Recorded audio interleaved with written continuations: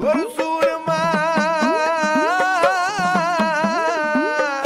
ਮਨ ਜੋਦਾ ਬੋ ਪਰ ਉਪਕਾਰੀ ਬੋਲੋ ਸਤਨਾਮ ਸ੍ਰੀ ਵਾਹਿਗੁਰੂ ਜੀ।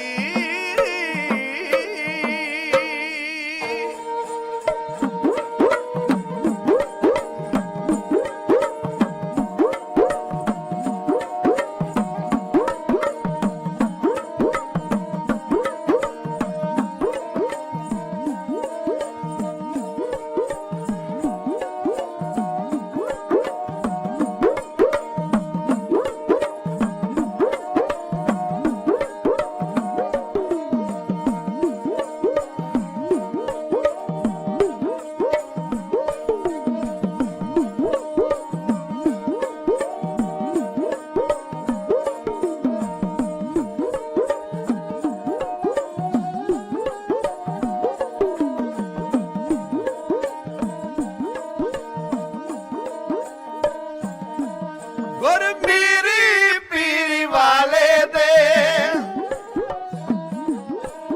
ਗੁਰ ਮੀਰੀ ਪੀਰੀ ਵਾਲੇ ਦੇ ਉਪਕਾਰ ਲਿਖਣ ਤੋਂ ਬਾਰੇ ਨੇ ਗਲ ਤੋਂ ਤਲਵਾਰਾਂ ਪਾ ਕੇ ਤੇ ਦੁਖੀਆਂ ਦੇ ਕਸ਼ਟ ਨਿਵਾਰੇ ਨੇ ਗੁਰ ਮੀਰੀ ਪੀਰੀ ਵਾਲੇ ਦੇ।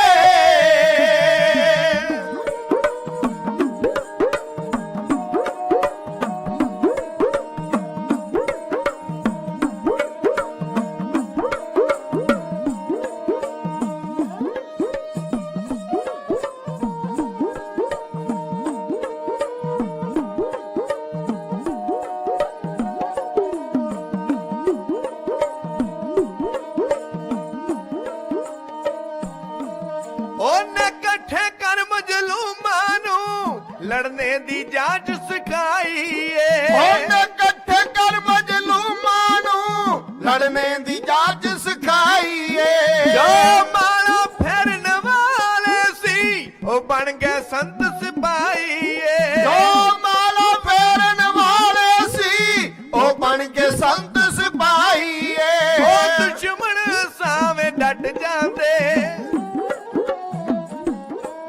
ਉਹ ਦੁਸ਼ਮਣ ਸਾਵੇਂ ਡਟ ਜਾਂਦੇ ਨਾ ਤੱਕ ਜ਼ੁਲਮ ਨੂੰ ਹਾਰੇ ਨੇ ਗਲ ਤੋਂ ਤਲਵਾਰਾਂ ਪਾ ਕੇ ਤੇ ਦੁਖੀਆਂ ਦੇ ਕਸ਼ਟ ਨਿਵਾਰੇ ਨੇ ਗੁਰ ਮੀਰੀ ਪੀਰੀ ਵਾਲੇ ਦੇ।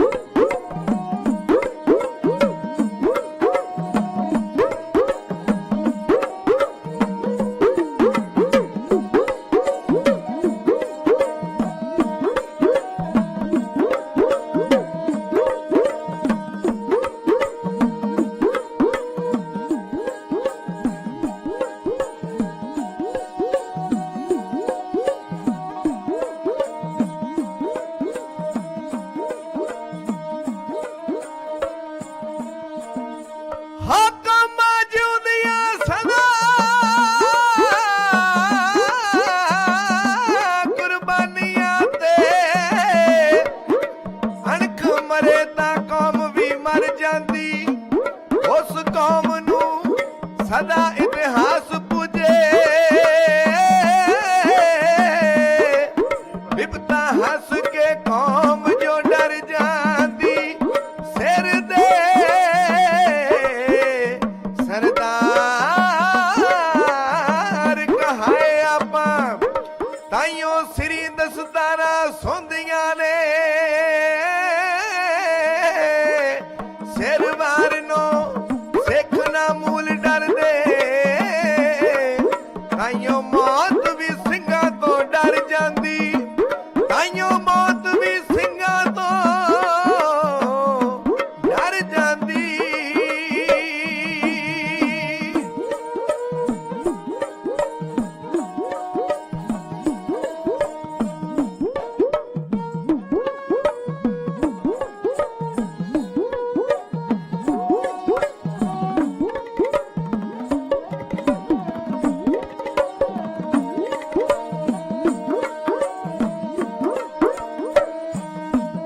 ਨੱਥ ਮਰਦ ਅਬਦਲ ਟਾਡੀਆਂ ਨੇ ਜਦ ਵਾਰ ਸੰਗਤ ਵਿੱਚ ਗਾਈ ਸੀ ਤੁਮਲ ਤੇ ਅਬਦਲ ਢਾਡੀਆਂ ਨੇ ਜਦ ਵਾਰ ਸੰਗਤ ਵਿੱਚ ਗਾਈ ਸੀ ਸਿੱਖ ਕੌਮ ਦੇ ਟਾਡੀ ਜਥਿਆਂ ਨੂੰ ਛੇਵੇਂ ਗੁਰ ਦਿੱਤੀ ਵੰਡਿਆਈ ਸੀ ਸਿੱਖ ਕੌਮ ਦੇ ਢਾਡੀ ਜਥਿਆਂ ਨੂੰ ਛੇਵੇਂ ਗੁਰ ਦਿੱਤੀ ਵਡਿਆਈ ਸੀ ਉਹ ਦੁਸ਼ਮਣ ਸਾਵੇਂ ਬੁੱਕਣਗੇ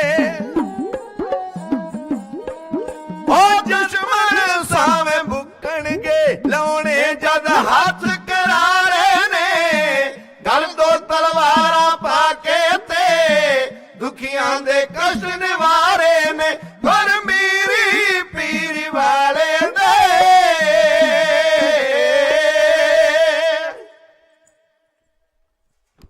ਜੁਗੋ ਜੁਗਾ ਟਲ ਦੀਨ ਦੁਨੀਆ ਦੇ ਮਾਲਕ ਸਤਿਗੁਰੂ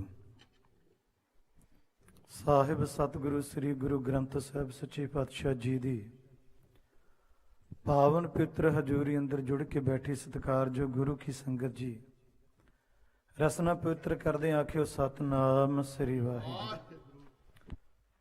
ਹਫ਼ਤਾਵਾਰੀ ਦੀਵਾਨ ਐਤਵਾਰ ਦਾ ਦਿਨ ਛੁੱਟੀ ਵਾਲਾ ਦਿਨ ਹੈ। ਤਕਰੀਬਨ ਸਾਰਾ ਦਿਨ ਦੀਵਾਨ ਚੱਲਦੇ ਨੇ। ਸਮੇਂ ਦੇ ਨਾਜ਼ੁਕ ਹਾਲਾਤਾਂ ਨੂੰ ਵੇਖਦਿਆਂ ਹੋਇਆਂ ਫਿਰ ਵੀ ਸਾਨੂੰ ਗੁਰੂ ਕਾ ਭਾਣਾ ਮੰਨਣਾ ਚਾਹੀਦਾ ਹੈ ਤੇ ਉਸ ਮੁਤਾਬਕ ਆਪਾਂ ਆਪ ਜੀ ਦੇ ਨਾਲ ਇੱਕ ਦੀਵਾਨ ਸਾਂਝਾ ਕਰਨ ਦਾ ਯਤਨ ਕਰਦੇ ਹਾਂ। 3 ਵਜੇ ਦਾ ਸਮਾਂ ਹੋਇਆ, 4 ਵਜੇ ਦੇ ਸਮੇਂ ਤੱਕ ਲਗਭਗ ਆਪ ਜੀ ਦੀ ਸੇਵਾ ਵਿੱਚ ਹਾਜ਼ਰ ਹਾਂ। ਸਾਹਿਬ ਸਤਿਗੁਰੂ ਮੀਰੀ ਪੀਰ ਦੇ ਮਾਲਕ ਸ੍ਰੀ ਗੁਰੂ ਹਰਗੋਬਿੰਦ ਸਾਹਿਬ ਸੱਚੇ ਪਾਤਸ਼ਾਹ ਜੀ ਦੇ ਪਾਵਨ ਗੁਰ ਇਤਿਹਾਸ ਦੇ ਵਿੱਚੋਂ ਆਪ ਜੀ ਨੂੰ ਇੱਕ ਪ੍ਰਸੰਗ ਦੀ ਸਾਂਝ ਗੁਰਚਰਨਾਂ ਦਾ ਓਟ ਆਸਰਾ ਲੈ ਕੇ ਪਾਉਣ ਦਾ ਯਤਨ ਕਰਨ ਲੱਗੇ ਹਾਂ।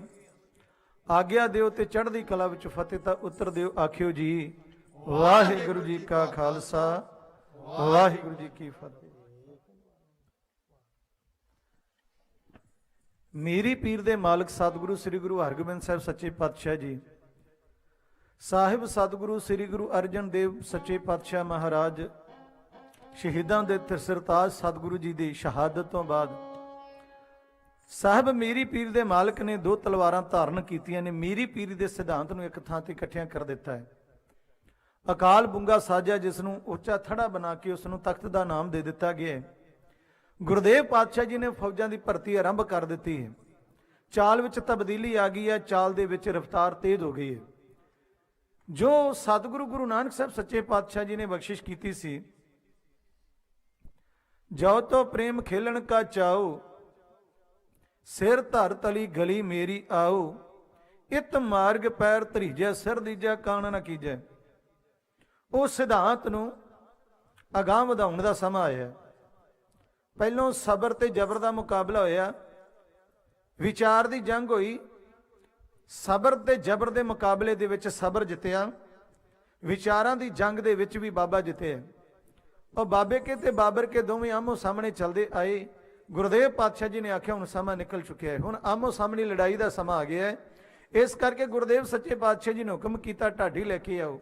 ਗੁਰਦੇਵ ਪਾਤਸ਼ਾਹ ਜੀ ਦੇ ਚਰਨਾਂ ਵਿੱਚ ਢਾਡੀ ਬਾਬਾ ਨੱਥਮਲ ਜੀ, ਬਾਬਾ ਅਬਦੁਲ ਖੈਰ ਜੀ ਹਾਜ਼ਰ ਹੋਏ। ਉਹਨਾਂ ਨੇ ਇੱਕ ਵਾਰ ਗਾਈ। ਗੁਰਦੇਵ ਪਾਤਸ਼ਾਹ ਜੀ ਨੇ ਆਖਿਆ ਹੈ ਵਾਰਾਂ ਹੀ ਯੋਧਿਆਂ ਦੀ ਸੂਰਬੀਰਾਂ ਦੀ ਫੌਜ ਨੂੰ ਤਿਆਰ ਕਰਨ ਵਾਸਤੇ ਸਹਾਈ ਹੋਣਗੀਆਂ। ਉਹਨਾਂ ਨੇ ਵਾਰ ਗਾਈ ਹੈ, ਦੋ ਤਲਵਾਰੀ ਬੱਧੀਆਂ, ਇੱਕ ਮੀਰੀ ਦੀ, ਇੱਕ ਪੀਰੀ ਦੀ, ਇੱਕ ਅਜ਼ਮਤ ਦੀ, ਇੱਕ ਰਾਜ ਦੀ, ਇੱਕ ਰਾਖੀ ਕਰੇ ਵਜ਼ੀਰੀ ਦੀ। ਹਿੰਮਤ ਬਾਹਾਂ ਕੋਟਗੜ ਦਰਵਾਜ਼ਾ ਬਲਖ ਬਖੀਰੀ ਦੀ, ਨਾਲ ਸਿਪਾਹੀ ਨੀਲ ਨਾਲ ਮਾਰ ਦੁਸ਼ਟਾਂ ਕਰੇ ਤਾਗੀਰੀ ਦੀ, ਪੱਗ ਤੇਰੀ ਕੀ ਜਹਾਂਗੀਰ ਦੀ। ਗੁਰਦੇਵ ਪਾਤਸ਼ਾਹ ਜੀ ਨੇ ਉਹ ਵਾਰ ਸੁਣੀ, ਫੌਜਾਂ ਨੂੰ ਇਕੱਠਿਆਂ ਕੀਤਾ ਗਿਆ, ਫੌਜਾਂ ਦੀ ਭਰਤੀ ਸ਼ੁਰੂ ਕੀਤੀ ਹੈ ਕਿ ਹੁਣ ਗੁਰਦੇਵ ਸੱਚੇ ਪਾਤਸ਼ਾਹ ਜੀ ਫੌਜਾਂ ਦੀ ਭਰਤੀ ਕਰਦੇ ਨੇ। ਨਾਲ ਆਖਦੇ ਨੇ ਕਿ ਗੁਰੂ ਦਰਬਾਰ ਦੇ ਵਿੱਚ ਤੁਹਾਨੂੰ ਹੁਣ ਬਹੁਤ ਭੇਟਾਵਾਂ ਲੈ ਕੇ ਆਉਣ ਦੀ ਲੋੜ ਨਹੀਂ, ਚੰਗੇ ਤੋਂ ਚੰਗੇ ਘੋੜੇ ਲੈ ਕੇ ਆਓ, ਚੰਗੇ ਤੋਂ ਚੰਗੇ ਸ਼ਸਤਰ ਲੈ ਕੇ ਆਓ, ਚੰਗੇ ਤੋਂ ਚੰਗੇ ਮੁੰਡੇ ਯੋਧੇ ਬਣਨ ਵਾਸਤੇ ਭਰਤੀ ਕਰਾਓ। ਗੁਰਦੇਵ ਪਾਤਸ਼ਾਹ ਜੀ ਦੇ ਕੋਲ ਭਰਤੀ ਹੋਣ ਲੱਗੀ। ਸਮਾਂ ਆਇਆ, ਮੈਦਾਨ ਸਜਿਆ, ਗੁਰਦੇਵ ਪਾਤਸ਼ਾਹ ਜੇਤੂ ਹੋਏ। ਇੱਕ ਵਾਰ ਕਾਬਲ ਦੀ ਸੰਗਤ ਵੱਲੋਂ ਤਖਤ ਮੱਲ ਜੀ, ਤਾਰਾ ਚੰਦ ਜੀ, ਗੁਰੂ ਘਰ ਦੇ ਮਸੰਦਾ ਵੱਲੋਂ ਉਧਰੋਂ ਕਾਰ ਭੇਟਾ ਕਾਫੀ ਇਕੱਠੀ ਹੋ ਗਈ ਤੇ ਸੋਚਿਆ ਕਿ ਇੰਨੀ ਜ਼ਿਆਦਾ ਮਾਇਆ ਇਕੱਠੀ ਹੋ ਗਈ ਹੈ ਤੇ ਕਿਉਂ ਨਾ ਗੁਰੂ ਸਾਹਿਬ ਜੀ ਦੀਆਂ ਮਨਪਸੰਦ ਸੁਗਾਤਾਂ ਲੈ ਕੇ ਜਾਈਆਂ ਜਾਣ। ਉਹਨਾਂ ਵੇਲਿਆਂ ਦੇ ਵਿੱਚ ਵੀ ਤੇ ਅੱਜ ਵੀ ਕਾਬਲ ਦੇ ਘੋੜੇ ਬੜੇ ਕੀਮਤੀ, ਜਿਨ੍ਹਾਂ ਨੂੰ ਅਰਬੀ ਘੋੜੇ ਵੀ ਆਖਿਆ ਜਾਂਦਾ, ਅਰਬ ਦੇ ਇਲਾਕਿਆਂ ਵੱਲੋਂ ਜਿਹੜੇ ਖਰੀਦ ਕੇ ਲਿਆ ਕੇ ਜਾਂਦੇ, ਜਿਹਨੂੰ ਨੁਕਰੇ ਘੋੜੇ ਆਖਿਆ ਜਾਂਦਾ, ਨੁਕਰੇ ਕੋਈ ਸ਼ਬਦ ਦਿੱਤੇ ਜਾਂਦੇ ਨੇ ਉਹਨਾਂ ਦੀ ਨਸਲ ਨੂੰ। ਕਾਬਲ ਤੋਂ 2 ਘੋੜੇ ਖਰੀਦੇ ਗਏ। ਉਹ 2 ਘੋੜਿਆਂ ਦਾ ਨਾਮ, ਇੱਕ ਦਾ ਗੁਲਬਾਗ ਦਿੱਤਾ, ਇੱਕ ਦਾ ਦਿਲਬਾਗ। ਇੰਨੇ ਸੋਹਣੇ ਸਨ, ਇੰਨੇ ਵਧੀਆ ਘੋੜੇ ਸਨ। ਉਸ ਵਕਤ ਇਹਨਾਂ ਦੇ ਸਾਜ ਸ਼ਿੰਗਾਰ ਦਾ 2 ਘੋੜਿਆਂ ਦਾ ਮੁੱਲ 5 ਲੱਖ ਰੁਪਈਆ। ਜੇਕਰ ਘੋੜੇ ਕੀਮਤੀ ਸੀ ਤੇ ਉਹਨਾਂ ਦੇ ਉੱਪਰ ਜਿਹੜਾ ਸ਼ਿੰਗਾਰ, ਕਾਠੀ, ਜੀਨ ਕਾਜ਼ਾ ਹੋਇਆ ਕਰਦਾ, ਉਹਦੀ ਵੀ ਕੀਮਤ ਰੱਖੀ ਨਹੀਂ ਸੀ। 1.25 ਲੱਖ ਦਾ ਉਹਨਾਂ ਦਾ ਸ਼ਿੰਗਾਰ ਬਣਿਆ, ਜਿਨ੍ਹਾਂ ਨੂੰ ਕਾਠੀ ਕਹਿੰਦੇ। ਗੁਰਦੇਵ ਪਾਤਸ਼ਾਹ ਜੀ ਦੇ ਚਰਨਾਂ ਵਿੱਚ ਹਾਜ਼ਰ ਕਰਨ ਵਾਸਤੇ ਕਾਬਲ ਦੀ ਸੰਗਤ ਚੱਲ ਪਈ, ਲਾਹੌਰ ਪਹੁੰਚੀ। ਲਾਹੌਰ ਦੇ ਸੌਂਦੇ ਖਾਂ ਦਰੋਗਾ, ਕਿਲੇਦਾਰ ਹੈ ਸ਼ਾਹਜਹਾਨ ਬਾਦਸ਼ਾਹ ਦਾ, ਉਸ ਨੂੰ ਖਬਰ ਮਿਲੀ ਵੀ 2 ਘੋੜੇ ਅਸਾਂ ਵੇਖੇ ਨੇ, ਉਹਨਾਂ ਘੋੜਿਆਂ ਨਾਲ ਦਾ ਸ਼ਾਇਦ ਸੰਸਾਰ ਵਿੱਚ ਦੂਜਾ ਘੋੜਾ ਹੀ ਕੋਈ ਨਹੀਂ। ਉਹ ਕਹਿਣ ਲੱਗਾ ਮੁੱਲ ਕਰਿਓ, ਕਹਿੰਦੇ ਨਹੀਂ ਤੈਨੂੰ ਦੱਸਣ ਵਾਸਤੇ ਆਏ। ਇਹ ਜਲਦੀ ਨਾਲ ਦੌੜ ਕੇ ਉੱਥੇ ਗਿਆ। ਇਹਨੇ ਆਖਿਆ ਸੰਗਤ ਨੂੰ ਵੀ ਇਹ ਘੋੜੇ ਵੇਚਣੇ ਆ? ਕਹਿੰਦੇ ਨਹੀਂ ਜੀ ਵੇਚਣ ਵਾਸਤੇ ਨਹੀਂ। ਕਹਿੰਦੇ ਵੇਚ ਦਿਓ ਘੋੜੇ, ਸਾਨੂੰ ਪਸੰਦ ਆ ਗਏ ਨੇ, ਇਹਨਾਂ ਦੀ ਕੀਮਤ ਮੰਗੋ, ਅਸੀਂ ਤੁਹਾਨੂੰ ਦੇਣ ਵਾਸਤੇ ਤਿਆਰ ਹਾਂ। ਸੰਗਤ ਨੇ ਆਖਿਆ ਇਹ ਘੋੜੇ ਸਾਡੇ ਨਹੀਂ, ਤੁਸੀਂ ਲੈ ਕੇ ਆ ਰਹੇ ਹੋ, ਤੁਹਾਡੇ ਨਹੀਂ। ਅਸੀਂ ਲੈ ਕੇ ਆਏ ਹਾਂ, ਖਰੀਦ ਕੇ ਵੀ ਅਸੀਂ ਲਿਆਂਦੇ ਆ, ਪਰ ਇਹ ਘੋੜੇ ਸਾਡੇ ਨਹੀਂ। ਇਹ ਘੋੜੇ ਨੇ ਸੱਚੇ ਪਾਤਸ਼ਾਹ ਦੇ, ਮੀਰੀ ਪੀਰ ਦੇ ਮਾਲਕ ਸਤਿਗੁਰੂ ਗੁਰੂ ਹਰਗੋਬਿੰਦ ਸਾਹਿਬ ਜੀ ਦੀ ਅਮਾਨਤ ਨੇ। ਇਹ ਘੋੜੇ ਉਹਨਾਂ ਦੇ ਦਰਬਾਰ ਵਿੱਚ ਉਹਨਾਂ ਦੀ ਭੇਟਾ ਕਰਨ ਵਾਸਤੇ ਜਾ ਰਹੇ। ਸੌਂਦੇ ਖਾਂ ਦਰੋਗੇ ਨੇ ਪਹਿਲੋਂ ਪਿਆਰ ਨਾਲ, ਤਕਰਾਰ ਨਾਲ, ਰੋਬ ਨਾਲ ਮੁੱਲ ਖਰੀਦਣ ਦਾ ਯਤਨ ਕੀਤਾ ਹੈ। ਨਹੀਂ ਖਰੀਦੇ ਗਏ ਤੇ ਫਿਰ ਧੱਕੇਖੋਰ ਸਰਕਾਰ ਦੇ ਧੱਕੇਖੋਰ ਜਰਨੈਲ ਨੇ ਧੱਕੇ ਨਾਲ ਖੋਹ ਲਏ ਤੇ ਉਹ ਸ਼ਾਹੀ ਕਿਲੇ ਦੇ ਵਿੱਚ ਬੰਨ੍ਹ ਦਿੱਤੇ। ਸੰਗਤਾਂ ਅੰਮ੍ਰਿਤਸਰ ਆਈਆਂ, ਪਤਾ ਲੱਗਾ ਸਤਿਗੁਰੂ ਭਾਈ ਕੇ ਰੂਪੇ ਨੇ। ਅੰਮ੍ਰਿਤਸਰ ਦੇ ਦਰਸ਼ਨ ਦੀਦਾਰ ਕਰਦਿਆਂ ਸੰਗਤਾਂ ਗੁਰੂ ਕੀ ਹਜ਼ੂਰੀ ਵਿੱਚ ਜਾਏ ਪਹੁੰਚੀਆਂ। ਗੁਰਦੇਵ ਪਾਤਸ਼ਾਹ ਜੀ ਨੇ ਬੇਨਤੀ ਕੀਤੀ, ਪਾਤਸ਼ਾਹ ਜੀ ਕਲੇਜੇ ਠੰਡ ਤਾਂ ਪੈਂਦੀ ਹੈ, ਧੱਕੇਖੋਰ ਸਰਕਾਰ ਨੇ ਆਉਂਦਿਆਂ ਰਸਤੇ ਵਿੱਚੋਂ ਬੜੀਆਂ ਸੁਗਾਤਾਂ, ਬੜੇ ਕੀਮਤੀ 2 ਘੋੜੇ ਖਰੀਦ ਕੇ ਲਿਆਏ ਸਾਂ, ਸਰਕਾਰ ਨੇ ਖੋਹ ਲਏ ਨੇ। ਕਲੇਜੇ ਠੰਡ ਤਾਂ ਪੈਂਦੀ ਹੈ ਜੇ ਪਾਤਸ਼ਾਹ ਤੁਹਾਡੇ ਤਬੇਲੇ 'ਚ ਵੱਜੇ ਨਜ਼ਰ ਆਉਣ। ਗੁਰਦੇਵ ਪਾਤਸ਼ਾਹ ਨੇ ਆਖਿਆ ਤੁਹਾਡੀ ਭੇਟਾ ਪ੍ਰਵਾਨ ਹੋਈ ਹੈ, ਤੁਸੀਂ ਮੰਗੋ ਕੀ ਚਾਹੀਦਾ। ਕਹਿੰਦੇ ਪਾਤਸ਼ਾਹ ਮੰਗ ਇੱਕੋ ਹੀ ਹੈ, ਉਹ ਘੋੜੇ ਤੁਹਾਡੇ ਵਾਸਤੇ ਨੇ, ਤੁਹਾਡੇ ਦਰਬਾਰ ਵਿੱਚ ਸ਼ੋਭਾ ਪਾਉਣ, ਸਾਨੂੰ ਤੁਹਾਡੇ ਦਰਬਾਰ 'ਚ ਨਜ਼ਰ ਆਉਣੇ ਚਾਹੀਦੇ। ਗੁਰਦੇਵ ਪਾਤਸ਼ਾਹ ਜੀ ਨੇ ਹੁਕਮ ਲਾਇਆ, ਉਠੋ ਕੋਈ ਘੋੜੇ ਲੈ ਕੇ ਆਵੇ। ਬਾਬਾ ਬਿਧੀ ਚੰਦ ਸਾਹਿਬ ਨੇ ਕਿਹਾ ਸਤਿਗੁਰੂ ਇਹ ਮੇਰਾ ਕੰਮ ਆ, ਮੈਨੂੰ ਦੇ ਦਿਓ, ਮੇਰੇ ਤੇ ਮਿਹਰ ਭਰੇ ਹੱਥ ਰੱਖੋ, ਘੋੜਾ ਮੈਂ ਲੈ ਆਵਾਂਗਾ। ਪਹਿਲਾ ਘੋੜਾ ਘਾਹੀ ਬਣ ਕੇ ਬਾਬਾ ਬਿਧੀ ਚੰਦ ਸ਼ਾਹੀ ਕਿਲੇ ਦੇ ਵਿੱਚੋਂ ਘੋੜਾ ਕੱਢ ਕੇ ਲੈ ਗਿਆ। ਦੂਸਰਾ ਘੋੜਾ ਲਿਜਾਣ ਦਾ ਹੁਕਮ ਹੋਇਆ। ਦੂਸਰਾ ਘੋੜਾ ਜੋਤਸ਼ੀ ਬਣ ਕੇ, ਪੁੱਛਾਂ ਦੇਣ ਵਾਲਾ ਬਾਬਾ ਬਣ ਕੇ, ਫੂਕਾਂ ਵਾਲਾ ਬਾਬਾ ਬਣ ਕੇ, ਸੌਂਦੇ ਖਾਂ ਦਰੋਗਾ ਜਰਨੈਲ ਤੇ ਸ਼ਾਹਜਹਾਨ ਬਾਦਸ਼ਾਹ, ਉਹਨਾਂ ਦੇ ਨਾਲ 5 ਲੱਖ ਰੁਪਈਆ ਇਨਾਮ ਤੈਅ ਕਰਕੇ ਕਿ ਮੈਂ ਤੈਨੂੰ, ਤੇਰਾ ਘੋੜਾ ਪਹਿਲਾਂ ਕਿੱਥੇ ਗਿਆ, ਕੌਣ ਲੈ ਗਿਆ, ਇਹ ਮੈਂ ਤੈਨੂੰ ਵਿਖਾ ਦਿਆਂਗਾ, ਇਹ ਮੈਂ ਤੈਨੂੰ ਦੱਸ ਦਿਆਂਗਾ। ਇਹਦੇ ਬਦਲੇ ਵਿੱਚ ਸ਼ਾਹਜਹਾਨ ਬਾਦਸ਼ਾਹ ਨੇ 5 ਲੱਖ ਇਨਾਮ ਦੇਣਾ ਮੰਨ ਲਿਆ। ਪਹਿਲਾ ਘੋੜਾ ਵੀ ਆਪ ਲੈ ਕੇ ਗਿਆ ਸੀ, ਇਸ ਕਰਕੇ ਜਿਹੜੀਆਂ ਜਿਹੜੀਆਂ ਗੱਲਾਂ ਦੱਸਦਾ ਗਿਆ ਉਹ ਸੱਚੀਆਂ ਸਨ। ਉਹ ਸੌਂਦੇ ਖਾਂ ਦਰੋਗੇ ਦਾ ਤੇ ਸ਼ਾਹਜਹਾਨ ਬਾਦਸ਼ਾਹ ਦਾ ਦਿਲ ਮੋਹਿਆ ਗਿਆ ਵੀ ਗੱਲਾਂ ਇਹ ਸੱਚੀਆਂ ਦੱਸਦਾ, ਇਹ ਪੱਕਾ ਬਾਬਾ, ਇਹ ਜਾਣੀ ਜਾਣ ਬਾਬਾ। ਪਰ ਪਤਾ ਤੇ ਨਹੀਂ ਵੀ ਇਹੋ ਹੀ ਹੈ। ਜਦੋਂ ਦੂਸਰੇ ਘੋੜੇ ਦੀ ਸਵਾਰੀ ਕੀਤੀ ਨਾ, ਵੀ ਸ਼ਾਹਜਹਾਨ ਬਾਦਸ਼ਾਹ ਤੇਰਾ ਘੋੜਾ ਇਸ ਤਰੀਕੇ ਨਾਲ ਤਿਆਰ ਹੋਇਆ ਜਿੱਦਾਂ ਮੈਂ ਤਿਆਰ ਕਰ ਲਿਆ, ਇਦਾਂ ਹੀ ਤੇਰਾ ਉਹ ਚੋਰ ਸਵਾਰ ਹੋਇਆ ਜਿੱਦਾਂ ਮੈਂ ਘੋੜੇ ਤੇ ਸਵਾਰ ਹੋਇਆ, ਤੇ ਇਸ ਤਰ੍ਹਾਂ ਹੀ ਉਹਨੇ ਤੇਰੇ ਸਾਰੇ ਬੰਦੇ ਕਮਰਿਆਂ 'ਚ ਬੰਦ ਕਰਕੇ ਤਾਲੇ ਮਾਰ ਕੇ ਤੇ ਚਾਬੀਆਂ ਜੇਬ 'ਚ ਪਾ ਲਈਆਂ ਸੀ, ਇਹ ਚਾਬੀਆਂ ਹੁਣ ਮੈਂ ਜੇਬ 'ਚ ਪਾ ਲਈਆਂ ਨੇ। ਕਿਲੇ ਦੀ ਫਸੀਲ ਤੇ ਚੜਾ ਕੇ ਘੋੜਾ ਆਖਿਆ ਹੈ ਸ਼ਾਹਜਹਾਨ ਬਾਦਸ਼ਾਹ ਇੱਥੋਂ ਹੀ ਉਹਨੇ ਘੋੜੇ ਦੀ ਉਡਾਰੀ ਲਗਾਈ ਸੀ, ਐਂ ਜਿਵੇਂ ਮੈਂ ਉਡਾ ਕੇ ਤੈਨੂੰ ਵਿਖਾਉਣ ਲੱਗਾ ਹੈ। ਮੇਰਾ ਨਾਂ ਹੈ ਬਿਧੀ ਚੰਦ, ਮੈਂ ਗੁਰੂ ਹਰਗੋਬਿੰਦ ਸਾਹਿਬ ਪਾਤਸ਼ਾਹ ਦਾ ਸੇਵਕ ਹਾਂ। ਪਹਿਲਾ ਵੀ ਘੋੜਾ ਮੈਂ ਲੈ ਕੇ ਗਿਆ, ਦੂਜਾ ਵੀ ਮੈਂ ਲੈ ਕੇ ਚੱਲਿਆ, ਤੇਰਾ ਚੋਰ ਮੈਂ ਆ। ਮੈਂ ਤੈਨੂੰ ਦੱਸ ਦਿੱਤਾ ਹੈ, ਮੇਰਾ ਕੰਮ ਸੀ ਤੈਨੂੰ ਤੇਰਾ ਚੋਰ ਵਿਖਾਉਣਾ, ਤੈਨੂੰ ਤੇਰੇ ਘੋੜੇ ਦੀ ਨਿਸ਼ਾਨਦੇਹੀ ਕਰਕੇ ਦੱਸਣੀ, ਨਾ ਕਿ ਤੇਰਾ ਘੋੜਾ ਵਾਪਸ ਲਿਆ ਕੇ ਦੇਣ ਦੀ ਮੇਰੀ ਕੋਈ ਜ਼ਿੰਮੇਵਾਰੀ ਸੀ। 5 ਲੱਖ ਰੁਪਇਆ ਤੇਰੇ ਸਿਰ ਤੇ ਮੇਰਾ ਉਧਾਰ ਹੈ, ਉਹ ਕਹਿੰਦੇ ਮੈਂ ਫੇਰ ਹਿਸਾਬ ਕਰ ਲਵਾਂਗਾ। ਪਹਿਲਾ ਘੋੜਾ ਵੀ ਮੈਂ ਲੈ ਕੇ ਗਿਆ, ਦੂਜਾ ਵੀ ਮੈਂ ਲੈ ਕੇ ਚੱਲਾਂ, ਸਾਡੇ ਸੀ, ਅਸੀਂ ਲੈ ਗਏ ਆ, ਤੁਹਾਡੇ 'ਚ ਦਮ ਹੋਇਆ ਤੇ ਲੈਣ ਵਾਸਤੇ ਆ ਜਾਇਓ ਜੀ। ਇੰਨੀ ਗੱਲ ਕਹਿੰਦੇ ਆ ਬਾਬਾ ਬਿਧੀ ਚੰਦ ਸਾਹਿਬ ਲਾ ਕੇ ਘੋੜੇ ਨੂੰ ਵੱਡੀ ਕਿਲੇ ਦੀ ਫਸੀਲ ਤੋਂ ਟਪਾ ਕੇ, ਕਿਉਂਕਿ ਦਰਿਆਈ ਘੋੜਿਆਂ ਦੇ ਵਿੱਚ ਗੁਣ ਹੋਇਆ ਕਰਦਾ, ਜਿੰਨੀ ਮਰਜ਼ੀ ਉਚਾਈ ਤੋਂ ਛਾਲ ਮਾਰਦੇ ਨੇ ਆਪਣੇ ਕਦਮਾਂ ਤੇ ਆਣ ਕੇ ਬਰਕਰਾਰ ਉਹ ਬਿਲਕੁਲ ਸਥਿਰ ਹੋ ਕੇ ਡਿੱਗਦੇ ਨੇ ਤੇ ਪਾਣੀ ਦੇ ਉੱਪਰ ਐਂ ਭੱਜ ਜਾਂਦੇ ਨੇ ਜਿਵੇਂ ਜ਼ਮੀਨ ਦੇ ਉੱਪਰ ਭੱਜੀਦਾ ਹੈ। ਉਹ ਘੋੜਾ ਹਵਾ ਦੇ ਨਾਲ ਗੱਲਾਂ ਕਰਦਾ ਹੋਇਆ ਭਾਈ ਕੀ ਡਰੌਲੀ ਉਥੋਂ ਭਾਈ ਕੇ ਰੂਪੇ ਪਹੁੰਚਿਆ। ਬਾਬਾ ਬਿਧੀ ਚੰਦ ਸਾਹਿਬ ਗੁਰੂ ਚਰਨਾਂ 'ਚ ਹਾਜ਼ਰ ਹੋਏ ਤੇ ਗੁਰੂ ਪਾਤਸ਼ਾਹ ਜੀ ਨੇ ਬਖਸ਼ਿਸ਼ ਕੀਤੀ, ਬਿਧੀ ਚੰਦ ਸ਼ੀਨਾ ਤੂੰ ਗੁਰੂ ਕਾ ਸੀਨਾ। ਇਸ ਖਿਤਾਬ ਦੇ ਨਾਲ ਮੇਰੇ ਪਾਤਸ਼ਾਹ ਜੀ ਨੇ ਨਵਾਜਿਆ। ਪਿੱਛੋਂ ਸ਼ਾਹਜਹਾਨ ਬਾਦਸ਼ਾਹ ਨੇ ਉਹ ਜਿੰਦਰੇ ਤੜਵਾ ਕੇ ਸਾਰੇ ਜਰਨੈਲਾਂ ਨੂੰ ਫੌਜਾਂ ਨੂੰ ਅੰਦਰੋਂ ਕੱਢਿਆ। ਭਈ ਐਡਾ ਡਾਢਾ ਕਿਹੜਾ ਗੁਰੂ ਹੈ ਜਿਹਦੇ ਸਿੱਖ ਏਡੀ ਸਖਤ ਸੁਰੱਖਿਆ ਦੇ ਪ੍ਰਬੰਧ ਵਿੱਚੋਂ ਜਿਵੇਂ ਅੱਖ ਚੋਂ ਸੁਰਮਾ ਚੁਰਾ ਕੇ ਲੈ ਜਾਈਦਾ ਹੈ, ਏਡੇ ਵੱਡੇ ਸ਼ਾਹੀ ਕਿਲੇ ਚੋਂ ਘੋੜੇ ਏਡੇ ਪਿਆਰ ਨਾਲ ਕੱਢ ਕੇ ਲੈ ਗਏ। ਉਹਦੇ ਜੋਧੇ ਜਰਨੈਲ ਇਸ ਤਰੀਕੇ ਦੇ ਨੇ, ਤੇ ਜੇ ਉਹਨਾਂ ਨੇ ਸਾਡੇ ਤਾਜ ਨੂੰ ਜਾਂ ਤਖਤ ਨੂੰ ਹੱਥ ਪਾ ਲਿਆ, ਇਹ ਤੇ ਘੋੜੇ ਲੈ ਕੇ ਗਏ ਨੇ, ਸਾਡਾ ਤਾਜੋ ਤਖਤ ਵੀ ਲੈ ਜਾਣਗੇ। ਉਹਨੇ ਸਾਰੇ ਸੂਰਬੀਰ ਜਰਨੈਲ ਆਪਣੀ ਸਭਾ ਬੁਲਾ ਲਈ ਇਕੱਠੇ ਕਰਕੇ, ਉਹਨੇ ਅੱਖਾਂ ਕੌੜੀਆਂ ਜੀਆਂ ਕਰਕੇ ਆਖਿਆ ਉਠੋ ਜਰਨੈਲ ਕੋਈ ਸੂਰਮਾ ਗੁਰੂ ਹਰਗੋਬਿੰਦ ਸਾਹਿਬ ਨੂੰ ਜਿੰਦਾ ਜਾਂ ਮੁਰਦਾ ਗ੍ਰਿਫਤਾਰ ਕਰਕੇ ਮੁਸ਼ਕਾਂ ਬੰਨ ਕੇ ਮੇਰੇ ਸਾਹਮਣੇ ਸਣੇ ਘੋੜਿਆਂ ਪੇਸ਼ ਕਰੇ। ਕਿਹਦੀ ਮੌਤ ਆਵਾਜ਼ਾਂ ਮਾਰਦੀ ਸੀ, ਕੋਈ ਜਰਨੈਲ ਨਹੀਂ ਉੱਠਿਆ। 3-4 ਵਾਰ ਸ਼ਾਹਜਹਾਨ ਬਾਦਸ਼ਾਹ ਨੇ ਆਖਿਆ ਉਠੋ, ਕੋਈ ਨਹੀਂ ਉੱਠਿਆ। ਫਿਰ ਇਹਨੇ ਮਿਹਣਾ ਮਾਰਿਆ, ਮੈਂ ਖੁਸਰਿਆਂ ਦੀ ਫੌਜ ਭਰਤੀ ਕੀਤੀ ਹੈ, ਆ ਜਰਨੈਲ ਹਿਜੜੇ ਬਣ ਕੇ ਬੈਠੇ ਨੇ, ਇੱਕ ਮਾਲਾ ਫੇਰਨ ਵਾਲੇ ਸਾਧਾਂ ਦੇ ਟੋਲੇ ਤੇ ਚੜ੍ਹਾਈ ਕਰਨ ਲੱਗਿਆ, ਤੁਹਾਨੂੰ ਸ਼ਰਮ ਆਉਂਦੀ ਹੈ? ਤੁਹਾਨੂੰ ਇਸ ਕਰਕੇ ਤਨਖਾਹਾਂ ਦਿੱਤੀਆਂ ਜਾਂਦੀਆਂ ਨੇ ਕਿ ਜਦੋਂ ਕੋਈ ਲੋੜ ਪਵੇ ਤੇ ਤੁਸੀਂ ਚੁੱਪ ਕਰਕੇ ਬੈਠ ਜਾਓ। ਤੁਹਾਡੇ ਵਿੱਚ ਮਰਦ ਕੋਈ ਨਹੀਂ, ਤੁਹਾਨੂੰ ਜ਼ਗੀਰਾਂ ਇਸ ਵਾਸਤੇ ਨਹੀਂ ਦਿੱਤੀਆਂ ਜਾਂਦੀਆਂ। ਝਿੜਕ ਝੰਬ ਤਾਂ ਬਾਦਸ਼ਾਹ ਨੇ ਕੀਤੀ ਪਰ ਅਸਰ ਕਿਸੇ ਤੇ ਨਾ ਹੋਇਆ। ਅਖੀਰ ਮਿਹਣੇ ਤਾਣੇ ਜਰ ਕੇ ਇੱਕ ਜਰਨੈਲ ਉੱਠਿਆ ਹੈ। ਉਸ ਜਰਨੈਲ ਨੇ ਸਭਾ ਦੇ ਵਿੱਚ ਰੱਖਿਆ ਪਾਨਾਂ ਵਾਲਾ ਬੀੜਾ ਮੂੰਹ 'ਚ ਪਾ ਕੇ ਕਾੜ ਕਾੜ ਕਰਕੇ ਚਬਾਇਆ। ਸਭਾ ਦੇ ਵਿੱਚ ਰੱਖੀ ਹੋਈ ਬਾਦਸ਼ਾਹ ਦੇ ਵੱਲੋਂ ਤਲਵਾਰ ਆਪਣੇ ਗਾਤਰੇ ਦੇ ਕੇ ਸਰ ਕਰਦੀ ਧੂਕੇ ਮਿਆਨੋਂ ਬਾਹਰ ਕੀਤੀ। ਉਹਦੀ ਧਾਰ ਦੇ ਉੱਤੇ ਹੱਥ ਫੇਰਦਾ ਹੋਇਆ ਕੁਝ ਉਹ ਜਰਨੈਲ ਲੜਾ ਬੇਗ ਨਾਂ ਦਾ ਜਰਨੈਲ ਤਲਵਾਰ ਦੀ ਧਾਰ ਦੇ ਉੱਤੇ ਹੱਥ ਫੇਰਦਾ ਗੁਰੂ ਹਰਗੋਬਿੰਦ ਸਾਹਿਬ ਜੀ ਨੂੰ ਫੜ ਕੇ ਲਿਆਉਣ ਵਾਸਤੇ ਡੀਂਗਾ ਕੁਝ ਐਂ ਮਾਰਦਾ ਜੀ।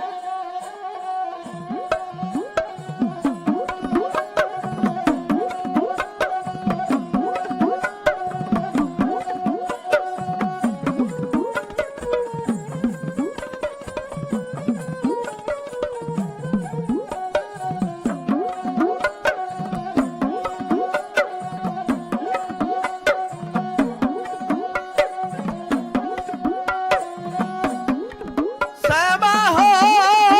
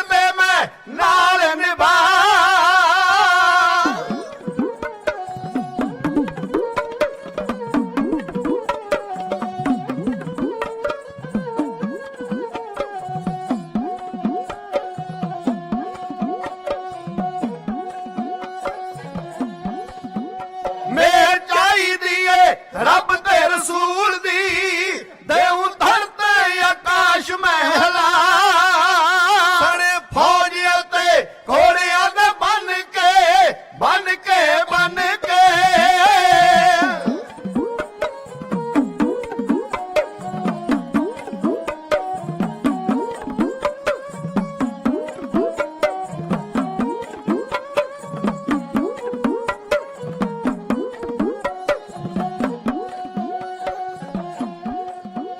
ਸਣੇ ਫੌਜ ਅਤੇ ਘੋੜਿਆਂ ਦੇ ਬੰਨ ਕੇ ਹੋ ਕਰਮਾਂ ਵਾਲਿਓ ਸਣੇ ਫੌਜ ਅਤੇ ਘੋੜਿਆਂ ਦੇ ਬੰਨ ਕੇ ਪੇਸ਼ ਕਰਾਂਗਾ ਮੈਂ ਗੁਰੂ ਨੂੰ ਲਿਆ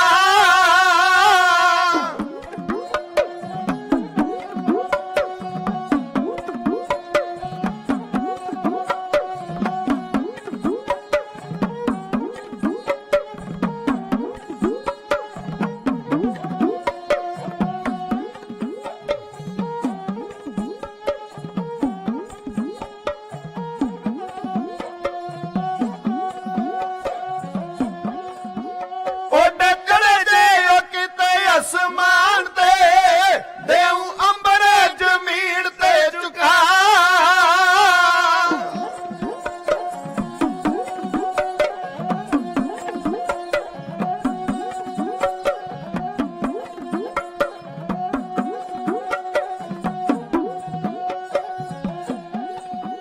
ਛੱਡੂ ਲੁਕੇ ਨੂੰ ਨਾ ਸਤਵੇਂ ਪਤਾਲ ਮੈਂ 14 ਤਬਕ ਦੇਉ ਉਲਟਾ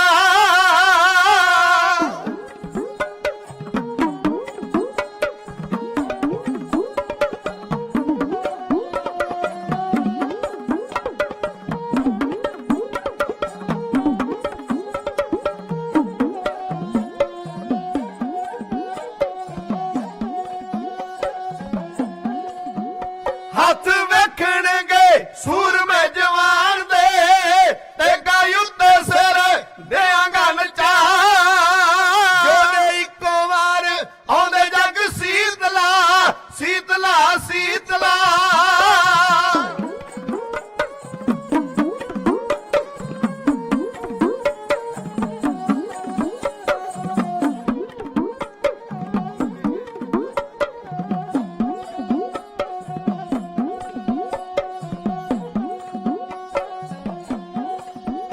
ਜੋਦੇ ਇੱਕੋ ਵਾਰ ਆਉਂਦੇ ਜੱਗ ਸੀਤਲਾ ਨੈਕ ਜੰਮਣ ਮਰਨ ਦਾ ਚਾ ਹੋ ਕਰਮਾਂ ਵਾਲਿਓ ਹੋ ਵੀੜਾ ਚੁੱਕਿਆ ਲਲਾ ਬੇਗ ਵੀਰ ਨੇ ਲਈ ਸਭਾ ਵਿੱਚ ਤੇਗ ਉਠਾ ਲਲਾ ਬੇਗ ਹੀ ਉੱਠਿਆ ਏ ਪਹਿਲੇ ਜਰਨੈਲ ਨਾਲ ਦੇ ਸਭ ਜਾਣਦੇ ਸਨ ਕਿ ਗੁਰੂ ਹਰਗੋਬਿੰਦ ਸਾਹਿਬ ਪਾਤਸ਼ਾਹ ਜੀ ਦੇ ਉੱਪਰ ਮੁਗਲ ਸਿੱਖਾਂ 7000 ਫੌਜ ਲੈ ਕੇ ਗਿਆ, ਇੱਕ ਵੀ ਬੰਦਾ ਜਿਉਂਦਾ ਵਾਪਸ ਨਹੀਂ ਆਇਆ, ਨਾ ਸਿਪਾਹੀ ਨਾ ਜਰਨੈਲ। ਹਰਗੋਬਿੰਦਪੁਰੇ ਦੀ ਜੰਗ ਹੋਈ, ਜਲੰਧਰ ਦਾ ਫੌਜਦਾਰ ਸੂਬੇਦਾਰ ਅਬਦੁੱਲਾ ਖਾਨ ਚੜਿਆ ਏ, ਇੱਕ ਵੀ ਬੰਦਾ ਨਾ ਸਿਪਾਹੀ ਨਾ ਜਰਨੈਲ ਜਿਉਂਦਾ ਵਾਪਸ ਨਹੀਂ ਆਇਆ। ਹੁਣ ਹਰਗੋਬਿੰਦ ਸਾਹਿਬ ਮੌਤ ਨਜ਼ਰ ਆਉਂਦਾ, ਕਿਹੜਾ ਜਾਵੇ, ਕੌਣ ਆਪਣੀ ਮੌਤ ਨੂੰ ਆਪ ਗੱਲ ਲਾਉਣ ਵਾਸਤੇ ਤਿਆਰ ਹੋਵੇ। ਪਰ ਲਲਾ ਬੇਗ ਤਿਆਰ ਹੋ ਗਿਆ। ਲਲਾ ਬੇਗ ਨੇ ਸ਼ਾਹਜਹਾਨ ਬਾਦਸ਼ਾਹ ਨੂੰ ਆਖਿਆ, ਬਾਦਸ਼ਾਹ ਮਿਹਰ ਚਾਹੀਦੀ ਹੈ ਰੱਬ ਤੇ ਰਸੂਲ ਦੀ, ਮੈਂ 14 ਤਬਕ ਹਿਲਾ ਕੇ ਰੱਖ ਦਿਆਂਗਾ। ਇਹ ਲੋਕ ਇਸਲਾਮ ਨੂੰ ਮੰਨਣ ਵਾਲੇ 7 ਪਤਾਲ ਮੰਨਦੇ ਨੇ, 7 ਆਕਾਸ਼ ਮੰਨਦੇ ਨੇ। ਇਹ ਕਹਿੰਦੇ ਨੇ ਕਿ ਖੁਦਾ 7ਵੇਂ ਅਸਮਾਨ ਤੇ ਰਹਿੰਦਾ ਹੈ, ਉਹਨਾਂ ਦਾ ਮੰਨਣਾ ਹੈ। ਜਿਸ ਨੂੰ ਇਹ 7 ਪਤਾਲ 7 ਆਕਾਸ਼ ਮੰਨ ਕੇ 14 ਤਬਕ ਕਹਿੰਦੇ ਨੇ। ਤੇ ਲਲਾ ਬੇਗ ਘਰ ਵਿੱਚ ਇੱਥੋਂ ਤੱਕ ਆ ਗਿਆ, ਡਿੰਗਾ ਮਾਰਦਾ ਕਹਿੰਦਾ, ਬਾਦਸ਼ਾਹ ਮੈਂ 14 ਤਬਕ ਹਿਲਾ ਕੇ ਰੱਖ ਦਿਆਂਗਾ। ਗੁਰੂ ਹਰਗੋਬਿੰਦ ਤੇ ਆ ਜ਼ਮੀਨ ਤੇ ਬੈਠਾ ਆ, ਜੇਕਰ ਅਸਮਾਨ ਤੇ ਚੜ ਗਿਆ ਲੰਬੀ ਬਾਹ ਕਰਕੇ ਲਾ ਲਵਾਂਗਾ, ਜੇਕਰ ਪਤਾਲ ਚ ਚਲ ਗਿਆ ਬਾਹ ਪਾ ਕੇ ਕੱਢ ਲਵਾਂਗਾ। ਮੈਂ ਸਣੇ ਘੋੜਿਆਂ ਬੰਨ ਕੇ ਹਜ਼ੂਰ ਦੇ ਪੇਸ਼ ਕਰਾਂਗਾ। ਕੁਝ ਸੜਦੇ ਬਲਦੇ ਹਿਰਦੇ ਨੂੰ ਸ਼ਾਹਜਹਾਨ ਬਾਦਸ਼ਾਹ ਨੂੰ ਠੰਡਕ ਮਿਲੀ ਵੀ ਚਲੋ ਕੋਈ ਉੱਠਿਆ ਤੇ ਸਹੀ। ਉਹਨੇ ਕੁਝ ਵੰਗਾਰ ਤਾਂ ਪ੍ਰਵਾਨ ਕੀਤੀ, ਉਹਦੀ ਵੰਗਾਰ ਪ੍ਰਵਾਨ ਕਰਨ ਤੇ ਨਾਲ ਹੀ ਸ਼ਾਹਜਹਾਨ ਬਾਦਸ਼ਾਹ ਨੇ ਲਲਾ ਬੇਗ ਨੂੰ ਸਿਰਪਾਓ ਖਿਲਤ ਜਗੀਰ ਬਖਸ਼ਿਸ਼ ਕੀਤੀ ਤੇ ਜੇਕਰ ਮੁਹਿੰਮ ਨੂੰ ਫਤਿਹ ਕਰਕੇ ਆਵੇ ਤੇ ਮੂੰਹ ਮੰਗਿਆ ਇਨਾਮ। ਲਲਾ ਬੇਗ ਨੇ ਆਪਣੇ ਨਾਲ ਆਪਣਾ ਭਰਾ ਗਾਜ਼ੀ ਕਮਰ ਬੇਗ ਲਿਆ। ਕਮਰ ਬੇਗ ਦੇ ਦੋਵੇਂ ਪੁੱਤਰ ਸ਼ਮਸ਼ ਬੇਗ ਤੇ ਗਾਜ਼ੀ ਕਾਸਮ ਬੇਗ, ਤਿੰਨੇ ਪਿਓ ਪੁੱਤ ਇਹ ਲੈ ਲੈ ਨਾਲ। ਇੱਕ ਨਾਲ ਇਹਦਾ ਭਣੇਵਾ ਹੈ। ਉਸ ਵਕਤ ਇਤਿਹਾਸ ਦੱਸਦਾ ਕਿ ਇਹਨਾਂ ਸਾਰਿਆਂ ਦੇ ਨਾਲੋਂ ਬਲੀ ਹੈ, ਉਹਦਾ ਨਾਮ ਹੈ ਕਾਬਲੀ ਬੇਗ। ਕਾਬਲੀ ਬੇਗ ਲਲਾ ਬੇਗ ਦਾ ਭਣੇਵਾ, ਸ਼ਮਸ਼ ਬੇਗ ਕਾਸਮ ਬੇਗ ਇਹਦੇ ਭਤੀਜੇ, ਗਾਜ਼ੀ ਕਮਰ ਬੇਗ ਇਹਦਾ ਭਰਾ। ਕੁੱਲ ਜਰਨੈਲ 5, ਲਲਾ ਬੇਗ, ਕਮਰ ਬੇਗ, ਸ਼ਮਸ਼ ਬੇਗ, ਕਾਸਮ ਬੇਗ, ਕਾਬਲੀ ਬੇਗ, ਇਹ 5 ਜਰਨੈਲਾਂ ਨੇ ਆਪੋ ਆਪਣੀ ਫੌਜ ਤਿਆਰ ਕਰ ਲਈ। ਮੈਕਾਲਫ ਅੰਗਰੇਜ਼ੀ ਦਾ ਲਿਖਾਰੀ ਹੈ, ਅੰਗਰੇਜ਼ ਲਿਖਾਰੀ ਹੈ। ਗੁਰੂ ਹਰਗੋਬਿੰਦ ਸਾਹਿਬ ਜੀ ਦਾ ਉਸਨੇ ਇਤਿਹਾਸ ਲਿਖਿਆ ਤੇ ਉਹਦੇ ਪੰਜਾਬੀ ਤਰਜਮੇ ਦੇ ਵਿੱਚ ਉਸਨੇ ਇਸ ਮੁਹਿੰਮ ਤੇ ਚੜ੍ਹਨ ਵਾਲੀ ਫੌਜ ਦੀ ਗਿਣਤੀ 35,000 ਲਿਖੀ ਹੈ। ਇਤਿਹਾਸ ਦਾ ਕਰਤਾ ਕਹਿੰਦਾ 35,000 ਫੌਜ ਲਾਹੌਰ ਤੋਂ ਤਿਆਰ ਹੋਈ। ਤਿਆਰੀ ਕਰਕੇ ਲਾਹੌਰ ਤੋਂ ਬਾਹਰ ਨਿਕਲੇ। ਲਲਾ ਬੇਗ ਮਾਰੋ ਮਾਰ ਕਰਦਾ ਪਿੱਛੇ, ਕਿਉਂਕਿ ਬਾਬਾ ਬਿਧੀ ਚੰਦ ਦੱਸ ਆਇਆ ਸੀ ਕਿ ਭਾਈ ਕੇ ਰੂਪੇ ਚੱਲਿਆ, ਆ ਜਾਓ ਜੇ ਲੈਣ ਆਏ। ਉਧਰੋਂ ਗੁਰਦੇਵ ਪਾਤਸ਼ਾਹ ਜੀ ਬਾਬਾ ਬਿਧੀ ਚੰਦ ਸਾਹਿਬ ਨੂੰ ਕਹਿਣ ਲੱਗੇ, ਬਾਬਾ ਜੀ ਜਿਨ੍ਹਾਂ ਨੂੰ ਕਹਿ ਕੇ ਆਏ ਸੀ ਆ ਜਾਓ, ਜੇ ਉਹਦੇ ਆਉਣ ਵਾਲੇ ਨੇ, ਆਪਾਂ ਕੀ ਕੀਤਾ? ਪਾਤਸ਼ਾਹ ਜੀ ਅਸੀਂ ਵੀ ਤਿਆਰ ਹਾਂ, ਜੀ ਆਇਆਂ ਨੂੰ, ਜੇ ਆ ਗਏ ਨੇ ਤੇ। ਮੇਰੇ ਪਾਤਸ਼ਾਹ ਕਹਿੰਦੇ ਚਲੋ ਸਮਾਨ ਤਿਆਰ ਕਰੋ, ਇੱਥੋਂ ਅਗਲੇ ਪਾਸੇ ਨਿਕਲੀਏ। ਗੁਰਦੇਵ ਪਾਤਸ਼ਾਹ ਜੀ ਨੇ ਹਮੇਸ਼ਾ ਕਿਸੇ ਵੀ ਜੰਗ ਨੂੰ ਲੜਨ ਲੱਗਿਆਂ ਆਵਾਮ ਦਾ ਬਹੁਤ ਧਿਆਨ ਰੱਖਿਆ, ਫਸਲਾਂ ਦਾ ਧਿਆਨ ਰੱਖਿਆ। ਆਵਾਮ ਦਾ ਨੁਕਸਾਨ ਨਾ ਹੋਵੇ ਤੇ ਫਸਲਾਂ ਵੀ ਨੁਕਸਾਨੀਆਂ ਨਾ ਜਾਣ। ਅੰਮ੍ਰਿਤਸਰ ਦੀ ਪਹਿਲੀ ਜੰਗ ਲੜੀ ਗਈ, ਲੋਹਗੜ੍ਹ ਕਿਲਾ ਬਣਾਇਆ ਸੀ ਲੜਨ ਵਾਸਤੇ, 25 ਸਿੰਘਾਂ ਦੀ ਡਿਊਟੀ ਲਾਈ ਹੈ ਮੁਗਲਸ ਖਾਨ ਨੂੰ ਰੋਕਣ ਵਾਸਤੇ। ਗੁਰੂ ਗੋਬਿੰਦ ਸਿੰਘ ਕਲਗੀਧਰ ਪਾਤਸ਼ਾਹ ਜੀ ਦੀ ਸਕੀ ਭੂਆ ਬੀਬੀ ਵੀਰੋ ਦਾ ਵਿਆਹ ਧਰਿਆ ਹੋਇਆ ਹੈ, ਗੁਰੂ ਹਰਗੋਬਿੰਦ ਸਾਹਿਬ ਦੀ ਸਪੁੱਤਰੀ ਦਾ। ਵਿਆਹ ਤਬਦੀਲ ਕਰ ਦਿੱਤਾ ਅੰਮ੍ਰਿਤਸਰ ਤੋਂ ਝਬਾਲ, ਤੇ ਗੁਰਦੇਵ ਪਾਤਸ਼ਾਹ ਜੀ ਸ਼ਹਿਰ ਛੱਡ ਕੇ ਬਾਰ-ਬਾਰ, ਜਿੱਥੇ ਅੱਜ ਕੱਲ ਸੰਗਰਾਣਾ ਸਾਹਿਬ ਹੈ, ਉੱਥੇ ਬਾਰ-ਬਾਰ ਮੁਕਾਮ ਕੀਤਾ ਤੇ ਲੜਾਈ ਲੜੀ। ਹਰਗੋਬਿੰਦਪੁਰਾ ਬਾਰ-ਬਾਰ ਨਗਰ ਵਸਾ ਜਾ ਰਿਹਾ ਹੈ, ਫੌਜਾਂ ਚੜ ਕੇ ਆ ਗਈਆਂ ਆਵਾਮ ਦੇ ਨਾਲੋਂ ਬਾਹਰ। ਹੁਣ ਗੁਰਦੇਵ ਪਾਤਸ਼ਾਹ ਨੇ ਆਖਿਆ ਇੱਥੇ ਆਪਾਂ ਜੰਗ ਨਹੀਂ ਕਰਨੀ, ਆਪਾਂ ਚਲੀ ਅੱਗੇ। ਇੱਕ ਲਹਿਰਾ ਤੇ ਮਹਾਰਾਜ ਦਾ ਵਿਚਕਾਰਲਾ ਜਾਂ ਨਥਾਣੇ ਦਾ ਮੈਦਾਨ ਪੈਂਦਾ, ਜਿਹਨੂੰ ਆਮ ਕਰਕੇ ਤੁਸੀਂ ਜੰਗ ਮਹਾਰਾਜ ਵੀ ਲਫ਼ਜ਼ ਸੁਣਿਆ। ਉਸ ਇਲਾਕੇ ਦੇ ਵਿੱਚ ਸਤਿਗੁਰੂ ਜੀ ਨਿਕਲ ਗਏ ਤੇ ਉੱਥੇ ਡੇਰਾ ਮੁਕਾਮ ਕਰ ਲਿਆ। ਲੱਗੀ ਮੋਰਚਾਬੰਦੀ ਦੀ ਤਿਆਰੀ ਹੋਣ। ਉਧਰੋਂ ਲਲਾ ਬੇਗ ਭਾਈ ਕੇ ਰੂਪੇ ਪਹੁੰਚਿਆ, ਭਾਈ ਰੂਪੇ ਪਹੁੰਚਿਆ। ਉਧਰੋਂ ਲਲਾ ਬੇਗ ਨੇ ਪਤਾ ਕੀਤਾ ਕਿ ਗੁਰੂ ਹਰਗੋਬਿੰਦ ਸਾਹਿਬ ਇੱਥੇ ਨਹੀਂ, ਪਰ ਆਓ ਲਹਿਰਾ ਮਹਾਰਾਜ ਤੇ ਨਥਾਣੇ ਦੇ ਮੈਦਾਨ ਦੇ ਵਿੱਚ ਗੁਰੂ ਹਰਗੋਬਿੰਦ ਸਾਹਿਬ ਨੇ ਡੇਰਾ ਕਾਇਮ ਕੀਤਾ ਹੈ। ਗੁਰੂ ਹਰਗੋਬਿੰਦ ਸਾਹਿਬ ਜੀ ਦੇ ਯੋਧਿਆਂ ਦੀ ਛਾਣਬੀਨ ਕਰਨ ਵਾਸਤੇ, ਨਫਰੀ ਸਫਰੀ ਚੈੱਕ ਕਰਨ ਵਾਸਤੇ, ਉਸ ਨੇ ਆਪਣੇ ਖੇਮੇ ਦੇ ਵਿੱਚੋਂ ਇੱਕ ਹਸਨ ਖਾਨ ਨਾਂ ਦਾ ਜਰਨੈਲ ਸਿੱਖਾਂ ਵਾਲਾ ਭੇਸ ਬਣਾ ਕੇ ਗੁਰੂ ਘਰ ਦੇ ਡੇਰੇ ਵਿੱਚ ਭੇਜ ਦਿੱਤਾ। ਹਸਨ ਖਾਨ ਆਇਆ ਹੈ, ਸਿੱਖਾਂ ਵਾਲਾ ਭੇਸ ਬਣਾਇਆ ਹੈ। ਹੁਣ ਇਹਨੇ ਦਲ ਦੇ ਵਿੱਚ ਨਹੀਂ ਕੋਈ ਧਿਆਨ ਦਿੰਦਾ ਵੀ ਕੌਣ ਆਇਆ, ਸੇਵਾ ਕਰਨ ਆਇਆ ਵਾ, ਕੌਣ ਕਿੱਥੋਂ ਆਇਆ, ਕੋਈ ਪੁੱਛਦਾ ਨਹੀਂ, ਨਾ ਅੱਜ ਪੁੱਛਦਾ ਨਾ ਉਦੋਂ ਪੁੱਛਦਾ ਸੀ। ਕੋਈ ਆਵੇ ਲੰਗਰ 'ਚ ਬਹਿ ਕੇ ਪ੍ਰਸ਼ਾਦਾ ਛਕੇ, ਉਹਨੇ ਨਹੀਂ ਪੁੱਛਿਆ ਤੂੰ ਕੌਣ ਆ, ਕੀ ਧਰਮ ਜਾਤ ਹੈ ਤੇਰਾ, ਕੀ ਪੁੰਨੀ ਪਾਪੀ ਥੋੜੀ ਪੁੱਛਦੇ ਆਪਾਂ। ਉਹ ਭਾਂਡੇ ਮਾਂਜਦਾ ਹੋਵੇ ਤਾਂ ਵੀ ਨਹੀਂ ਉਹਨੂੰ ਪੁੱਛੀਦਾ, ਉਹ ਝਾੜੂ ਫੇਰਦਾ ਹੋਵੇ ਤਾਂ ਵੀ ਨਹੀਂ ਪੁੱਛੀਦਾ। ਤੇ ਹਸਨ ਖਾਨ ਵੀ ਇਸ ਤਰੀਕੇ ਦੇ ਨਾਲ ਨਾ ਖਾਲਸਾ ਦਲ ਵਿੱਚ ਫਿਰ ਰਿਹਾ। ਇਸ ਨੇ ਸਾਰੀ ਜਾਣਕਾਰੀ ਪ੍ਰਾਪਤ ਕਰ ਲਈ, ਕਿੰਨੇ ਕੁ ਘੋੜੇ ਆ ਗੁਰੂ ਸਾਹਿਬਾਂ ਦੇ, ਕਿੰਨੀ ਫੌਜ ਹੈ, ਕਿਹੋ ਜਿਹੇ ਹਥਿਆਰ ਨੇ। ਤੇ ਜਦੋਂ ਬੰਦਾ ਲੋੜ ਤੋਂ ਬਹੁਤਾ ਆਪਣੇ ਆਪ ਤੇ ਗੁਮਾਨ ਕਰ ਬੈਂਦਾ ਨਾ, ਜਿਹੜੀ ਇਹਦੀ ਦਿਲ ਦੀ ਗੱਲ ਹੁੰਦੀ ਉਹ ਜ਼ੁਬਾਨ ਤੇ ਆ ਜਾਂਦੀ, ਆਪ ਮੁਹਾਰੇ ਮੂੰਹ ਚੋਂ ਹੀ ਬੋਲ ਪੈਂਦਾ। ਇਹਨਾਂ ਆਪਣੇ ਆਪ ਤੇ ਕਾਬੂ ਨਾ ਰੱਖ ਸਕਿਆ ਕਿ ਜਿਹੜੀ ਦਿਲ ਦੀ ਗੱਲ ਹੈ ਤੇ ਦਿਲ 'ਚ ਹੀ ਰਹਿ ਜਾਏ। ਇਹ ਫੌਜਾਂ ਚਾਰ ਚਫੇਰੇ ਵੇਖ ਕੇ ਨਾ ਤਾਂ ਮਨ ਕਰ ਆਇਆ ਤੇ ਇਹਨਾਂ ਅੰਦਰੋਂ ਖੁਸ਼ ਹੋਇਆ। ਗੱਲ ਜ਼ਬਾਨ ਤੇ ਅੱਗੇ ਕਹਿੰਦਾ, ਲੈ ਇਹ ਤੇ ਥੋੜੇ ਨੇ, ਅਸੀਂ ਜ਼ਿਆਦੇ ਆ। ਇੰਨੀ ਗੱਲ ਇਹਦੀ ਜ਼ੁਬਾਨ ਤੋਂ ਨਿਕਲੀ, ਬਾਬਾ ਬਿਧੀ ਚੰਦ ਸਾਹਿਬ ਦੇ ਕੰਨੀ ਪੈ ਗਈ। ਉਹਨਾਂ ਨੇ ਵੇਖਿਆ ਵੀ ਜਿਹੜਾ ਇੰਨੀ ਗੱਲ ਕਹਿੰਦਾ ਏ, ਅਸੀਂ ਜ਼ਿਆਦੇ ਆ, ਇਹ ਥੋੜੇ ਆ, ਇਹ ਬੰਦਾ ਸਾਡਾ ਨਹੀਂ, ਇਹ ਬੰਦਾ ਬਗਾਨਾ। ਬਾਬਾ ਜੇਠਾ ਸਾਹਿਬ ਪਿੰਡ ਸਿੱਧਵਾਂ ਵਾਲੇ ਸਾਹਮਣੇ ਅੱਖਾਂ ਨਾਲ ਅੱਖਾਂ ਪਾ ਕੇ ਬਾਬਾ ਬਿਧੀ ਚੰਦ ਦੇ ਵੇਖਣ ਇਸ਼ਾਰਾ ਕੀਤਾ ਵੀ ਢਾਲਾ ਇਹਨੂੰ। ਬਾਬਾ ਬਿਧੀ ਚੰਦ ਸਾਹਿਬ ਨੇ ਨਾ ਆਸਾ ਵੇਖਿਆ, ਨਾ ਪਾਸਾ ਵੇਖਿਆ, ਨਾ ਕੋ ਪੁੱਛ ਪੜਤਾਲ। ਬਾਬਾ ਬਿਧੀ ਚੰਦ ਸਾਹਿਬ ਦਾ ਹੱਥ ਇੰਨਾ ਭਾਰਾ ਏ, ਹਰਗੋਬਿੰਦਪੁਰੇ ਦੀ ਜੰਗ ਦੇ ਵਿੱਚ ਇੱਕ ਸ਼ਖਸ ਆਇਆ ਭਗਵਾਨ ਦਾਸ, ਬਾਬਾ ਜੀ ਦੇ ਸਾਹਮਣੇ ਗੁਰੂ ਸਾਹਿਬ ਨੂੰ ਗਾਲਾਂ ਕੱਢਣ ਲੱਗਾ। ਬਾਬਾ ਬਿਧੀ ਚੰਦ ਸਾਹਿਬ ਨੇ ਇੱਕ ਮਾਰੀ ਉਹਦੇ ਇੱਥੇ ਹੱਥ ਨਾਲ ਹੀ ਉਹਦੇ ਪ੍ਰਾਣ ਨਿਕਲ ਗਏ। ਜੇਕਰ ਬਾਬਾ ਬਿਧੀ ਚੰਦ ਦਾ ਥੱਪੜ ਖਾ ਕੇ ਬੰਦਾ ਮਰ ਗਿਆ ਤੇ ਸਮਝ ਲੈਣਾ ਚਾਹੀਦਾ ਬਾਬਾ ਬਿਧੀ ਚੰਦ ਦਾ ਹੱਥ ਕਿੰਨਾ ਕੁ ਹੌਲਾ ਸੀ, ਤੇ ਜਾਂ ਉਹਦੀ ਜਾਨ ਹੀ ਬੁੱਲਾਂ ਤੇ ਹਲਕੇ ਪਹਾੜ ਕੀ ਸੀ ਜਿਹੜੀ ਐਂ ਨਿਕਲ ਗਈ।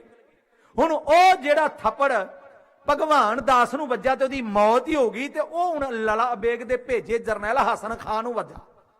ਇੱਕ ਵਜੀ ਦੀਆਂ ਬਾਜ਼ੀਆਂ ਪਈਆਂ। ਬਾਬਾ ਬਿਧੀ ਚੰਦ ਸਾਹਿਬ ਇੱਕ ਦੇ ਨਾਲ ਨਹੀਂ ਰੁਕੇ ਤੇ ਚੰਗੀ ਸ਼ਤਰੌਲ ਕੀਤੀ, ਚੰਗੀ ਗਿੱਦੜ ਕੋਟੇ ਦੀ ਕੀਤੀ ਨਾ ਰੀਝ ਨਾ ਤਸੱਲੀ ਨਾਲ, ਤੇ ਲਾਲ ਕਾਲਾ ਪੀਲਾ ਜਿਹਾ ਕਰਕੇ ਗੁਰੂ ਹਰਗੋਬਿੰਦ ਸਾਹਿਬ ਜੀ ਦੇ ਸਾਹਮਣੇ ਪੇਸ਼ ਕੀਤਾ। ਸਤਿਗੁਰੂ ਆਖਦੇ ਬਾਬਾ ਜੀ ਇਹਨੂੰ ਕਿਉਂ ਫੜਿਆ?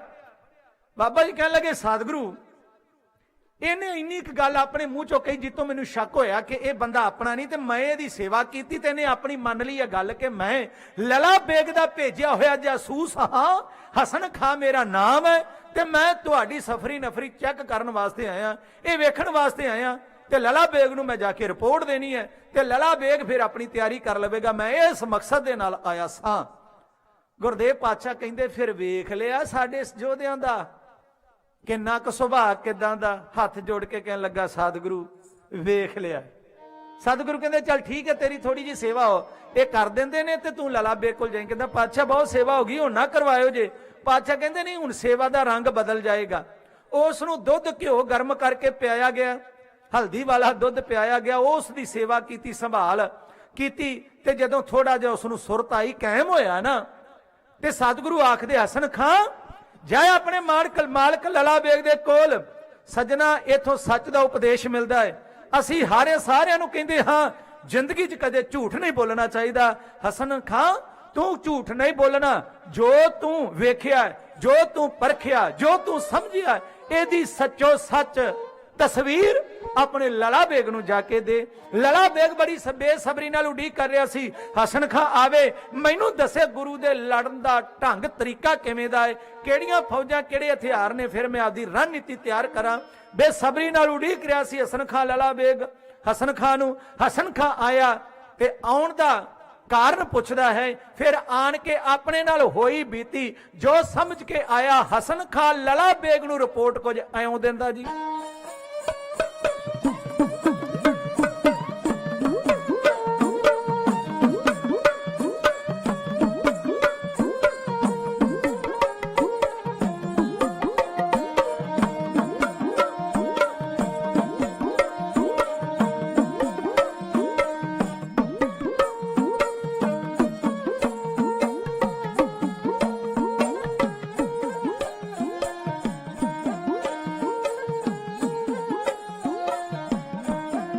ਲਲਾ ਬੇਗ ਨੂੰ ਆਖਿਆ ਹਸਨ ਖਾਂ ਨੇ, ਲਲਾ ਬੇਗ ਨੂੰ ਆਖਿਆ ਹਸਨ ਖਾਂ ਨੇ, ਲਲਾ ਬੇਗ ਨੂੰ ਆਖਿਆ ਹਸਨ ਖਾਂ ਨੇ, ਲਲਾ ਬੇਗ ਨੂੰ ਆਖਿਆ ਹਸਨ ਖਾਂ ਨੇ, ਪੂਰੇ ਹੋਣਗੇ ਦਿਲੀ ਅਰਮਾਨ ਮੁਸ਼ਕਲ ਹੋ।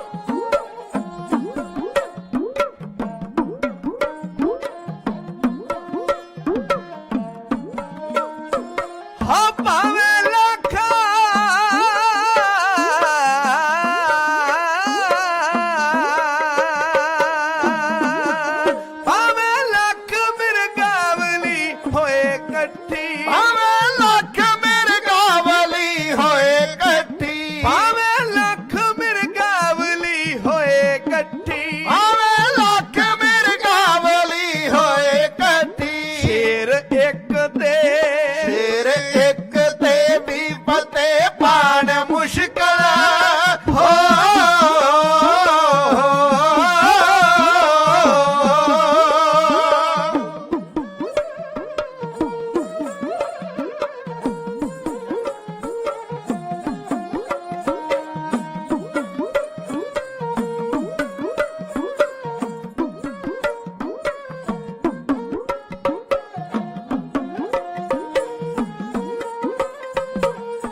ਹੋ ਸੱਚੀ ਪੁੱਛੇ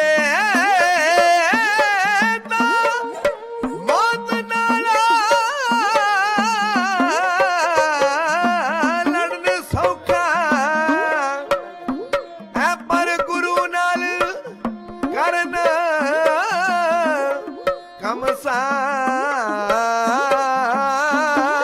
ਮੁਸ਼ਕਲ ਸੱਚੀ ਪੁੱਛੇ ਤਾਂ ਮੌਤ ਨਾਲ ਲੜਨ ਸੌਖਾ ਸੱਚੀ ਪੁੱਛੋ ਤਾਂ ਮੌਤ ਨਾਲ ਲੜਨ ਸੌਖਾ ਪਰ ਗੁਰੂ ਨਾਲ ਪਰ ਗੁਰੂ ਨਾਲ ਕਰਨਾ ਕਮਸਾਨ ਮੁਸ਼ਕਲ ਪਰ ਗੁਰੂ ਨਾਲ ਕਰਨਾ ਕਮਸਾਨ ਮੁਸ਼ਕਲ ਪਰ ਗੁਰੂ ਨਾਲ ਕਰਨਾ ਕਮਸਾਨ ਮੁਸ਼ਕਲ ਹੋ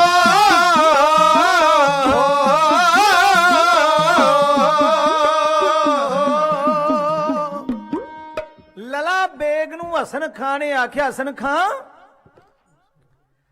ਇੱਕ ਇੱਕ ਸਿੱਖ ਜਰਨੈਲ ਤੇਰੇ ਕੱਲੇ ਕੱਲੇ ਜਥੇ ਤੇ ਭਾਰੂ ਹੈ।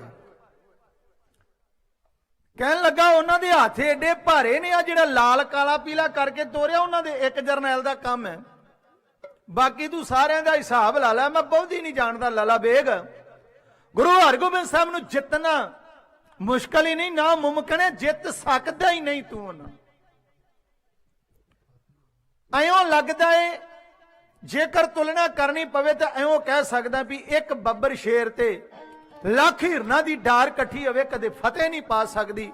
ਲਲਾ ਬੇਗ ਤੇਰੀ ਹਾਲਤ ਇਦਾਂ ਹੈ ਤੇ ਗੁਰੂ ਸਾਹਿਬ ਦੀ ਹਾਲਤ ਇਦਾਂ ਦੀ। ਇੱਕ ਦੁਸ਼ਮਣ ਦੀ ਤਾਰੀਫ ਖੁਦ ਆਪਣਾ ਜਰਨੈਲ ਕਰ ਰਿਹਾ ਹੋਵੇ ਤੇ ਲਲਾ ਬੇਗ ਸੁਣ ਕੇ ਸਹਾਰ ਸਕੇ, ਇਹ ਕਲੇਜਾ ਉਸ ਦੇ ਵਿੱਚ ਹੈ ਹੀ ਨਹੀਂ ਸੀ। ਤੇ ਮਾੜੀ ਕਿਸਮਤ ਵਿਚਾਰੇ ਹਸਨ ਖਾਂ ਦੀ, ਪਹਿਲੋਂ ਕੁੱਟ ਖਾਦੀ ਬਾਬਾ ਬਿਧੀ ਚੰਦ ਸਾਹਿਬ ਦੇ ਕੋਲੋਂ, ਹੁਣ ਰਹਿੰਦੀ ਖੁੰਦੀ ਕਸਰ ਲਲਾ ਬੇਗ ਨੇ ਕੱਢ ਦਿੱਤੀ, ਢਾਲਿਆ ਵਿਚਾਰਾ ਗਰੀਬ ਲਲਾ ਬੇਗ ਨੇ ਵੀ ਕੁੱਟਿਆ।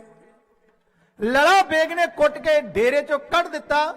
ਜਿਹੜੀ ਗੁਰੂ ਦੀ ਸਿਫਤ ਕਰਦਾ ਹੈ, ਜਿਹੜੀ ਗੁਰੂ ਦੀ ਵਡਿਆਈ ਕਰਦਾ, ਤੈਨੂੰ ਵੀ ਵੇਖ ਲਵਾਂਗਾ, ਤੇਰੇ ਗੁਰੂ ਨੂੰ ਵੀ ਵੇਖ ਲਵਾਂਗਾ, ਤੂੰ ਕੁਝ ਨਹੀਂ ਲੱਗਦਾ, ਨਿਕਲ ਜਾ ਇੱਥੋਂ। ਕੱਢ ਦਿੱਤਾ ਵਾਰ ਕੇ ਵਿਚਾਰਾ ਗਰੀਬ। ਹਸਨ ਖਾਂ ਲਲਾ ਬੇਗ ਦੇ ਡੇਰੇ ਖੇਮੇ ਵਿੱਚੋਂ ਬਾਹਰ ਆ ਗਿਆ। ਹੁਣ ਸੋਚਦਾ ਏ ਕਿਧਰ ਨੂੰ ਜਾਵਾਂ, ਜਿੱਧਰ ਕਦਮ ਲੈ ਜਾਣ ਉਧਰ ਨੂੰ ਤੁਰਿਆ ਜਾਵਾਂ। ਮਨ ਵਿੱਚ ਵਿਚਾਰਾਂ ਕਰਦਾ ਏ। ਉਧਰੋਂ ਬਾਬਾ ਬਿਧੀ ਚੰਦ ਨੇ ਕੁੱਟਿਆ, ਇਧਰੋਂ ਲਲਾ ਬੇਗ ਨੇ ਕੁੱਟਿਆ, ਮੈਂ ਦੋਵਾਂ ਦਰਾਂ ਤੋਂ ਕੁੱਟ ਖਾ ਲਈਏ। ਕੀ ਮੈਂ ਹੁਣ ਵਾਪਸ ਲਾਹੌਰ ਦਰਬਾਰ ਨੂੰ ਜਾਵਾਂ? ਕੀ ਮੂੰਹ ਵਿਖਾਵਾਂਗਾ ਸ਼ਾਹਜਹਾਂ ਨੂੰ ਜਾ ਕੇ? ਕੀ ਦੱਸਾਂਗਾ ਜਾ ਕੇ? ਮਨ ਦੇ ਨਾਲ ਵਿਚਾਰਾਂ ਦੀ ਜੰਗ ਕਰਦਾ ਇਸ ਸਿੱਟੇ ਤੇ ਪਹੁੰਚਿਆ। ਲਲਾ ਬੇਗ ਨੇ ਕੇਵਲ ਵਡਿਆਈ ਸੁਣ ਕੇ ਮੈਨੂੰ ਕੁੱਟਿਆ ਹੀ ਨਹੀਂ, ਦੁਰਕਾਰਿਆ ਤੇ ਕੱਢ ਦਿੱਤਾ ਹੈ। ਇਹ ਨਹੀਂ ਸੋਚਿਆ ਕਿ ਮੈਂ ਉਹਦੀ ਦਿੱਤੀ ਹੋਈ ਜ਼ਿੰਮੇਵਾਰੀ ਨੂੰ ਨਿਭਾਉਂਦੇ ਆਪਣੀ ਜਾਨ ਖਤਰੇ 'ਚ ਪਾਈ ਹੈ। ਤੇ ਜਿਸ ਗੁਰੂ ਦੀ ਜਾਸੂਸੀ ਕਰਨ ਵਾਸਤੇ ਗਿਆ ਸਾਂ, ਉਸ ਗੁਰੂ ਦੇ ਜਰਨੈਲ ਨੇ ਜੇਕਰ ਕੁੱਟਿਆ ਹੈ ਤੇ ਸੇਵਾ ਵੀ ਕੀਤੀ ਹੈ ਨਾ, ਉਸ ਗੁਰੂ ਦੇ ਦਰਬਾਰ ਤੇ ਮੈਨੂੰ ਜਾਣਾ ਚਾਹੀਦਾ ਹੈ। ਜੋ ਵੇਖ ਕੇ ਆਇਆ ਹੈ ਉਹਨੂੰ ਮੰਨ ਕੇ ਮੈਨੂੰ ਜਾਣਾ ਚਾਹੀਦਾ। ਮਨ ਦੇ ਨਾਲ ਵਿਚਾਰਾਂ ਦੀ ਜੰਗ ਛੇੜਦਾ ਹੋਇਆ ਜਿੱਤ ਕੇ ਲਲਾ ਬੇਗ ਦਾ ਭੇਜਿਆ ਮਾਰਿਆ ਹੋਇਆ ਦੁਰਕਾਰਿਆ ਹੋਇਆ ਹਸਨ ਖਾਂ ਗੁਰੂ ਹਰਗੋਬਿੰਦ ਸਾਹਿਬ ਪਾਤਸ਼ਾਹ ਜੀ ਦੇ ਚਰਨਾਂ ਵਿੱਚ ਆਣ ਹਾਜ਼ਰ ਹੋਇਆ। ਗੁਰਦੇਵ ਪਾਤਸ਼ਾਹ ਕਹਿੰਦੇ ਜੀਓ ਆਇਆ ਹਸਨ ਖਾਂ, ਆ ਗਿਆ, ਆ ਜੀ ਸਦਕੇ ਆ ਜਾ ਪੁੱਤਰਾ।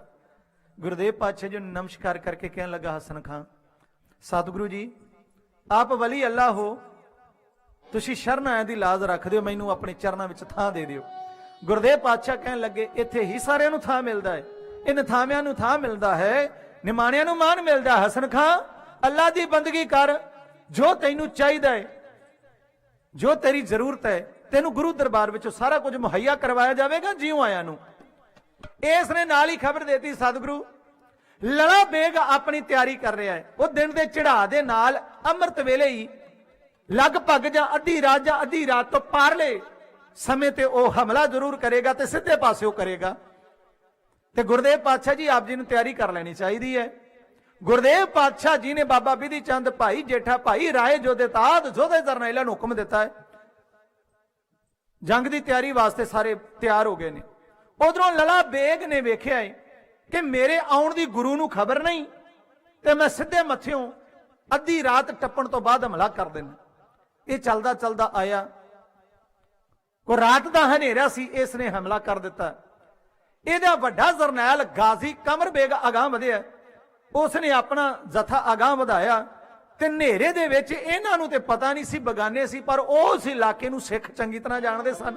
ਇਸ ਕਰਕੇ ਤੀਰਾਂ ਤੇ ਗੋਲੀਆਂ ਦਾ ਆਮੋ ਸਾਹਮਣਾ ਮੁਕਾਬਲਾ ਹੋਇਆ, ਜਿਹਦੇ ਵਿੱਚ ਗਾਜ਼ੀ ਕਮਰ ਬੇਗ ਦਾ ਬਹੁਤ ਭਾਰਾ ਨੁਕਸਾਨ ਹੋਇਆ। ਆਪਣੀ ਬਹੁਤ ਫੌਜ ਮਰਵਾ ਕੇ ਪਿਛਾਂ ਮੜਿਆ। ਦਿਨ ਦੇ ਚੜ੍ਹਾਅ ਦਾ ਇਹਨੇ ਇੰਤਜ਼ਾਰ ਕੀਤਾ। ਉਧਰੋਂ ਜ਼ਰਾ ਕੋ ਸੂਰਜ ਨੇ ਆਪਣਾ ਰੰਗ ਵਿਖਾਇਆ ਹੈ।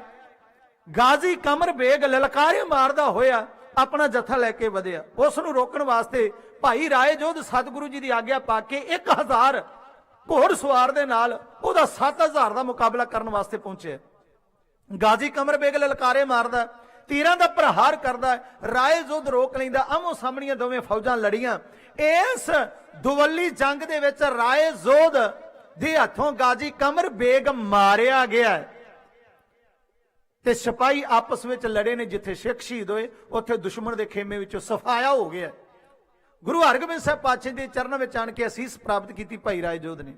ਜਦੋਂ ਗਾਜ਼ੀ ਕਮਰ ਬੇਗ ਡਿੱਗਾ, ਇਹਨੂੰ ਡਿੱਗਿਆ ਵੇਖ ਕੇ ਲਲਾ ਬੇਗ ਨੇ ਬਾਕੀ ਦੇ ਜਰਨੈਲਾਂ ਦੇ ਵਿੱਚ ਫੌਜ ਬਰਾਬਰ ਵੰਡ ਦਿੱਤੀ ਤੇ ਸਾਰਿਆਂ ਨੂੰ ਜੱਥੇ ਸੌਂਪ ਦਿੱਤੇ।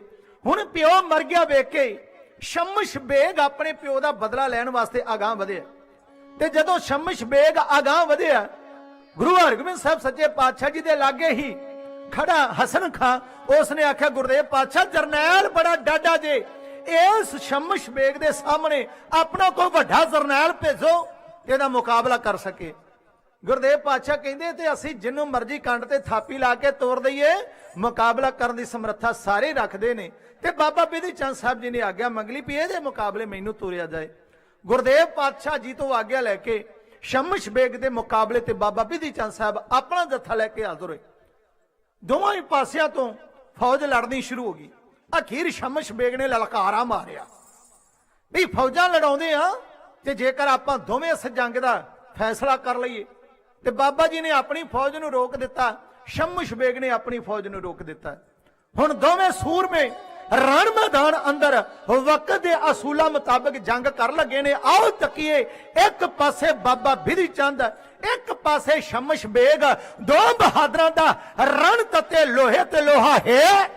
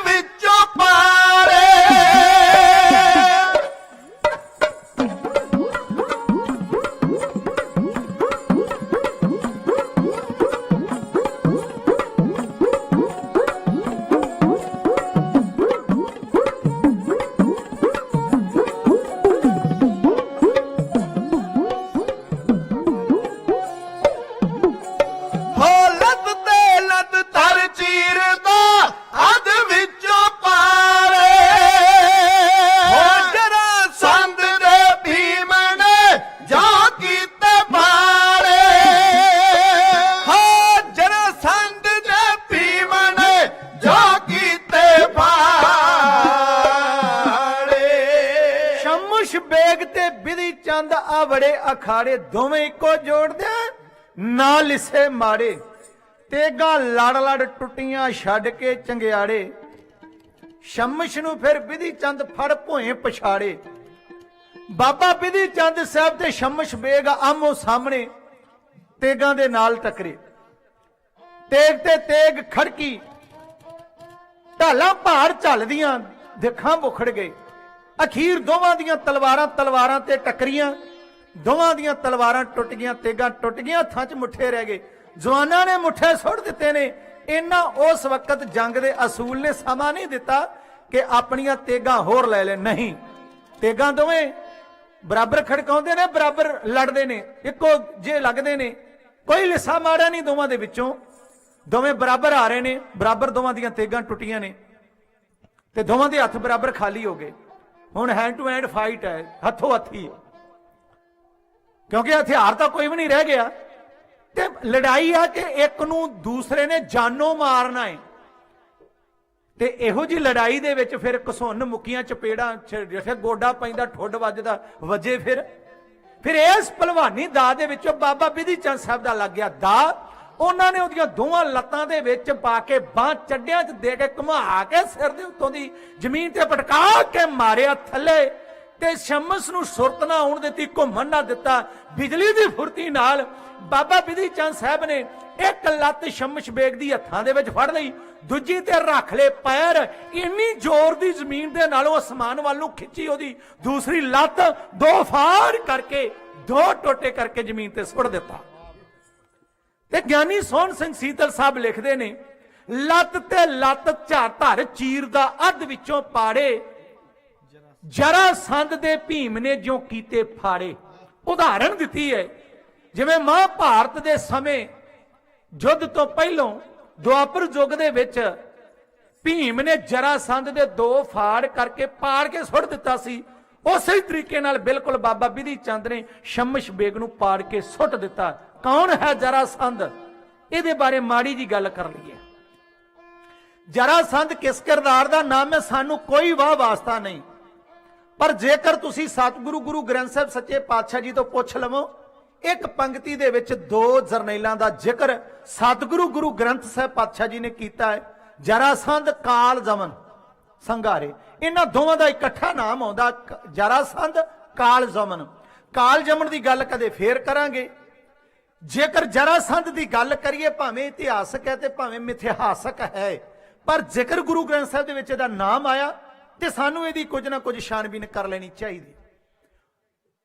ਹਿੰਦੂ ਮਤ ਦੇ ਗ੍ਰੰਥ ਇਹ ਦੱਸਦੇ ਨੇ ਕਿ ਜਰਾਸੰਧ ਇਹਦਾ ਜਿਹੜਾ ਬਾਪ ਹੈ ਰਾਜਾ, ਉਹ ਕਿਸੇ ਸਾਧੂ ਰਿਸ਼ੀ ਮੁਨੀ ਕੋਲੋਂ ਪੁੱਤਰ ਦਾ ਵਰ ਲੈਣ ਵਾਸਤੇ ਗਿਆ ਏ ਕਿ ਸਾਨੂੰ ਕੋਈ ਬਲੀ ਪੁੱਤ ਦੀ ਬਖਸ਼ਿਸ਼ ਕਰੋ।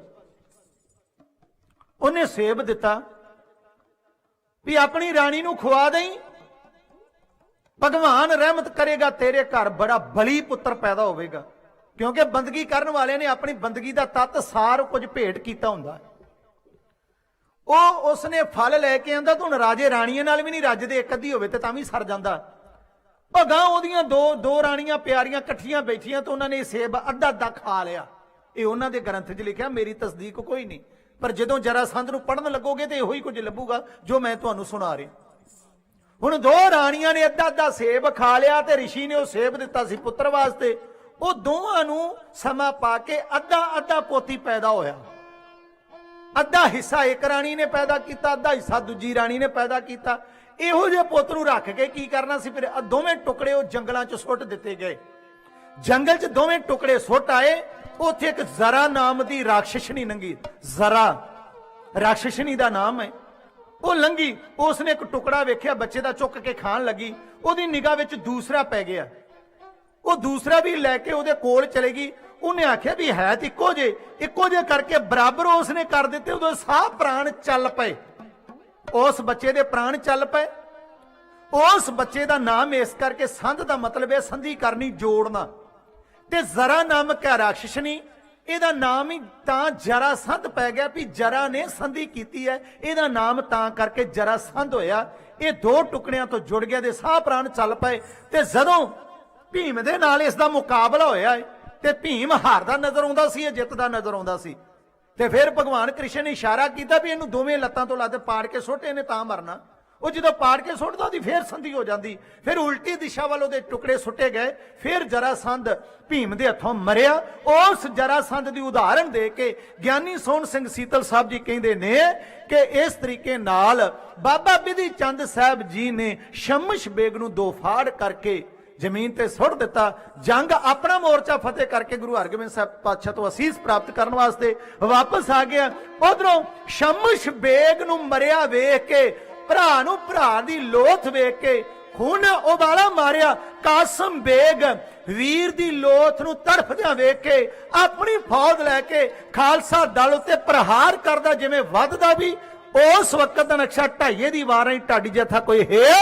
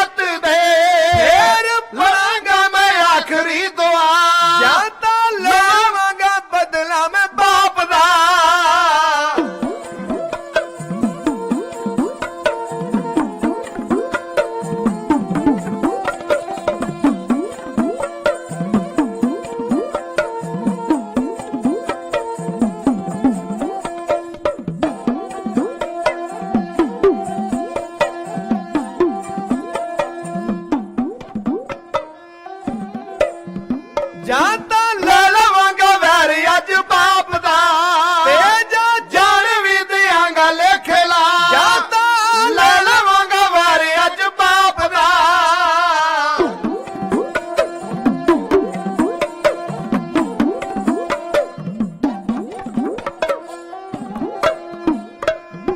ਆਇਓ ਕਾਸਮ ਬੇਗ ਭਰਾ ਦੀ ਲੋਥ ਨੂੰ ਤੜਫਦਿਆਂ ਵੇਖ ਕੇ ਤੜਫ ਉੱਠਿਆ, ਛੇੜ ਕੇ ਘੋੜਾ ਸੰਭਾਲ ਕੇ ਆਪਣੇ ਆਪ ਨੂੰ ਆਪਣੀ ਫੌਜ ਨੂੰ ਵੰਗਾਰ ਕੇ ਅਗਾਂਹ ਵਧਿਆ। ਇਹਨੂੰ ਵੱਧਦੇ ਆਉਂਦੇ ਨੂੰ ਵੇਖ ਕੇ ਆਓ ਭਿੱਖੀਵਿੰਡ ਦੇ ਲਾਗੇ ਪਿੰਡ ਪੈਂਦਾ ਹੈ ਸਿੱਧਵਾਂ। ਉਸ ਪਿੰਡ ਦੇ ਜਥੇਦਾਰ ਵਡੇਰੀ ਉਮਰ ਦੇ ਬਾਬਾ ਜੇਠਾ ਸਾਹਿਬ, ਉਹਨਾਂ ਨੇ ਰੋਕ ਲਿਆ, ਠਹਿਰ ਵੀ ਕਿੱਧਰ ਚੱਲਿਆ? ਕਾਸਮ ਨੇ ਆਖਿਆ ਬੁੱਢਿਆ ਐਵੇਂ ਬਰਾਈ ਮੌਤ ਨਾਲ ਮਰੇਗਾ, ਪਾਸੇ ਹੋ ਜਾ। ਮੈਨੂੰ ਤੇ ਆਪਣੇ ਭਰਾ ਦਾ ਬਦਲਾ ਲੈਣਾ, ਮੈਨੂੰ ਤਾਂ ਜਰਨੈਲ ਚਾਹੀਦਾ ਹੈ ਜਿਹਨੇ ਮੇਰਾ ਭਰਾ ਮਾਰਿਆ ਤੇ ਮੇਰਾ ਬਾਪ ਮਾਰਿਆ, ਮੈਨੂੰ ਉਹ ਚਾਹੀਦਾ ਜਰਨੈਲ। ਬਾਬਾ ਜੇਠਾ ਨੇ ਆਖਿਆ ਤੇਰੇ ਵਰਗੇ ਕੱਲ ਦੇ ਸ਼ੋਕਰੇ ਨੇ, ਉਸ ਤਜਰਬੇਕਾਰ ਲਾਸਾਨੀ ਜੋਧੇ ਦਾ ਮੁਕਾਬਲਾ ਕੀ ਕਰਨਾ ਹੈ? ਉਹ ਤੇਰੇ ਵਰਗੇ ਬਚੂੰਗੜੇ ਸ਼ੇਰਾਂ ਦੀਆਂ ਧੌਲਾਂ ਸਹਿਣ ਜੋਗੇ ਨਹੀਂ ਹੁੰਦੇ। ਜਾ ਮੁੜ ਜਾ, ਵਾਪਸ ਮੁੜ ਜਾ, ਕਿਤੇ 4 ਦਿਨ ਜ਼ਿੰਦਗੀ ਦੇ ਟਪਾ ਲੈ, ਐਵੇਂ ਮੌਤ ਨੂੰ ਆਵਾਜ਼ਾਂ ਨਾ ਮਾਰ। ਤੇਰੇ ਹੱਥ ਤੇ ਮੌਲੀ ਬੱਧੀ ਜਾਪਦੀ ਆ, ਕੱਲ ਦਾ ਨਵਾਂ ਮੁੰਡਾ ਸਾਜਿਆ ਜੇ ਤੂੰ। ਗਿਆਨੀ ਸੋਹਣ ਸਿੰਘ ਸੀਤਲ ਲਿਖਦੇ ਨੇ, ਜੇਠਾ ਕਹਿੰਦਾ ਗੱਭਰੂਆ ਕਿਉਂ ਕਰੇ ਨਦਾਨੀ, ਜਾ ਮੁੜ ਜਾ ਮਾਂ ਕੋਲ ਹੀਰਿਆ ਰੱਜ ਮਾਨ ਜਵਾਨੀ। ਉਹ ਹੱਥ ਬੱਧੀ ਮੌਲੀ ਜਾਪਦੀ ਕਿਸੇ ਪਿਆਰ ਨਿਸ਼ਾਨੀ, ਇਹ ਮੁੜ ਹੱਥ ਨਹੀਂ ਆਮਨਾ ਜਾਮਾ ਇਸ ਇਨਸਾਨੀ। ਕਿਉਂ ਇਹ ਤੜਫਦੀ ਹੈ ਮੌਤ ਨਾਲ, ਮਹਿੰਗੀ ਜ਼ਿੰਦਗਾਨੀ। ਸਭ ਰੀਝਾਂ ਖਾਕ ਮਿਲਾ ਦੀ ਵੀ ਮੇਰੀ ਇੱਕੋ ਕਾਨੀ, ਮੈਂ ਇੱਕ ਤੀਰ ਛੱਡਣਾ ਤੇਰੀਆਂ ਰੀਝਾਂ ਖਾਕ ਵਿੱਚ ਮਿਲ ਜਾਣੀਆਂ, ਜਾ ਮੁੜ ਜਾ। ਕਾਸਮ ਨੇ ਆਖਿਆ ਬੁੱਢਿਆ ਤੂੰ ਮੰਨਦਾ ਨਹੀਂ? ਬੁੱਢਾ ਕਹਿ ਕੇ ਵੰਗਾਰਦਾ ਸੀ। ਫਿਰ ਬਾਬਾ ਜੀ ਨੇ ਆਖਿਆ ਫਿਰ ਨਹੀਂ ਤੇ ਫਿਰ ਇਦਾਂ ਹੀ ਸਹੀ। ਬਾਬਾ ਜੀ ਨੇ ਇੱਕ ਤੀਰ ਚਾੜ ਕੇ ਚੱਲੇ ਤੋਂ ਛੜਿਆ, ਇੱਕ ਹੀ ਨਹੀਂ ਸਾਂਭਿਆ ਗਿਆ, ਛਾਤੀ 4 ਪਾਰ ਹੋ ਗਿਆ। ਇਹ ਪਹਿਲੇ ਤੀਰ ਦੇ ਨਾਲ ਹੀ ਕਾਸਮ ਬੇਗ ਦਾ ਭੋਗ ਪੈ ਗਿਆ। 3 ਜਰਨੈਲ ਵੱਡੇ, ਲੜਾ ਬੇਗ ਦਾ ਭਰਾ ਕੰਵਰ ਬੇਗ, ਸ਼ਮਸ਼ ਬੇਗ ਉਹਦਾ ਪੁੱਤਰ ਤੇ ਉਹਦਾ ਛੋਟਾ ਭਰਾ ਕਾਸਮ ਬੇਗ ਜ਼ਮੀਨ ਤੇ ਵਿਛਾ ਦਿੱਤੇ ਗਏ। ਇਸ ਤੋਂ ਬਾਅਦ ਇਸਨੇ ਖੁੱਲੇ ਬਗਿਆੜ ਆਪਣੇ ਛੱਡ ਦਿੱਤੇ।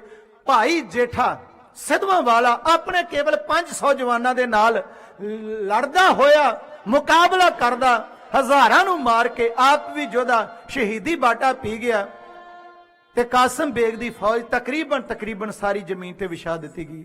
ਵੇਖਿਆ ਲਲਾ ਬੇਗ ਨੇ ਕਿੰਨੀ ਕੁ ਫੌਜ ਲੈ ਕੇ ਆਏ, ਰਹਿ ਕਿੰਨੀ ਕੁ ਗਈ ਹੈ। ਤੇ ਜੇਕਰ ਅਜੇ ਵੀ ਮੈਂ ਨਾ ਉਤਰਿਆ ਮੈਦਾਨ ਵਿੱਚ, ਇਹ ਜੰਗ ਨੂੰ ਜਿੱਤਿਆ ਨਹੀਂ ਜਾ ਸਕਦਾ। ਲਲਾ ਬੇਗ ਨੇ ਮੰਗਾਰਿਆ ਗੁਰੂ ਹਰਗੋਬਿੰਦ ਸਾਹਿਬ ਸੱਚੇ ਪਾਤਸ਼ਾਹ ਨੂੰ, ਕਿਉਂ ਬਾਗਾਨੇ ਪੁੱਤਰ ਮਰਵਾਉਣੇ, ਆਪੋ ਵੇਦੀ ਆਪਾਂ ਤਲਵਾਰ ਦੇ ਨਾਲ ਫੈਸਲਾ ਕਰਕੇ ਵੇਖ ਲਈਏ। ਗੁਰਦੇਵ ਸੱਚੇ ਪਾਤਸ਼ਾਹ ਕਹਿੰਦੇ ਲਲਾ ਬੇਗ ਜਿਉਂ ਆਇਆ ਆ ਜਾ ਸਾਹਮਣੇ। ਫਿਰ ਇਸ ਨੇ ਤੀਰ ਚਲਾਉਣੇ ਸ਼ੁਰੂ ਕੀਤੇ। ਗੁਰਦੇਵ ਪਾਤਸ਼ਾਹ ਜੀ ਨੇ ਰੋਕੇ। ਮੌਜਾਂ ਦੇ ਮਾਲਕ ਮੀਰੀ ਪੀਰੀ ਵਾਲੇ ਸੱਚੇ ਪਾਤਸ਼ਾਹ ਜੀ ਨੇ ਕਿਰਪਾ ਕਰਕੇ ਚੁਣਵਾ ਜਾਂ ਪੱਥੇ ਚੋਂ ਤੀਰ ਕੱਢਿਆ ਤੇ ਲਲਾ ਬੇਗ ਦੇ ਵੱਲੇ ਛੱਡਿਆ। ਤੇ ਲਲਾ ਬੇਗ ਦਾ ਘੋੜਾ ਸਿਆਣਾ ਜਰਾ ਕੁ ਉਛਲਿਆ, ਕਿਉਂਕਿ ਜੋਧਾ ਜੰਗ ਦਾ ਮੈਦਾਨ ਦਾ ਢੰਗ ਤਰੀਕਾ ਲੜਨ ਦਾ ਜਾਣਦਾ ਹੈ। ਉਹ ਤੀਰ ਆਇਆ, ਘੋੜੇ ਨੂੰ ਲੱਗਾ, ਘੋੜਾ ਜ਼ਮੀਨ ਤੇ ਡਿੱਗਾ, ਪ੍ਰਾਣ ਦੇ ਗਿਆ। ਨਾਲ ਹੀ ਲਲਾ ਬੇਗ ਜ਼ਮੀਨ ਤੇ ਡਿੱਗਣਾ ਸੀ।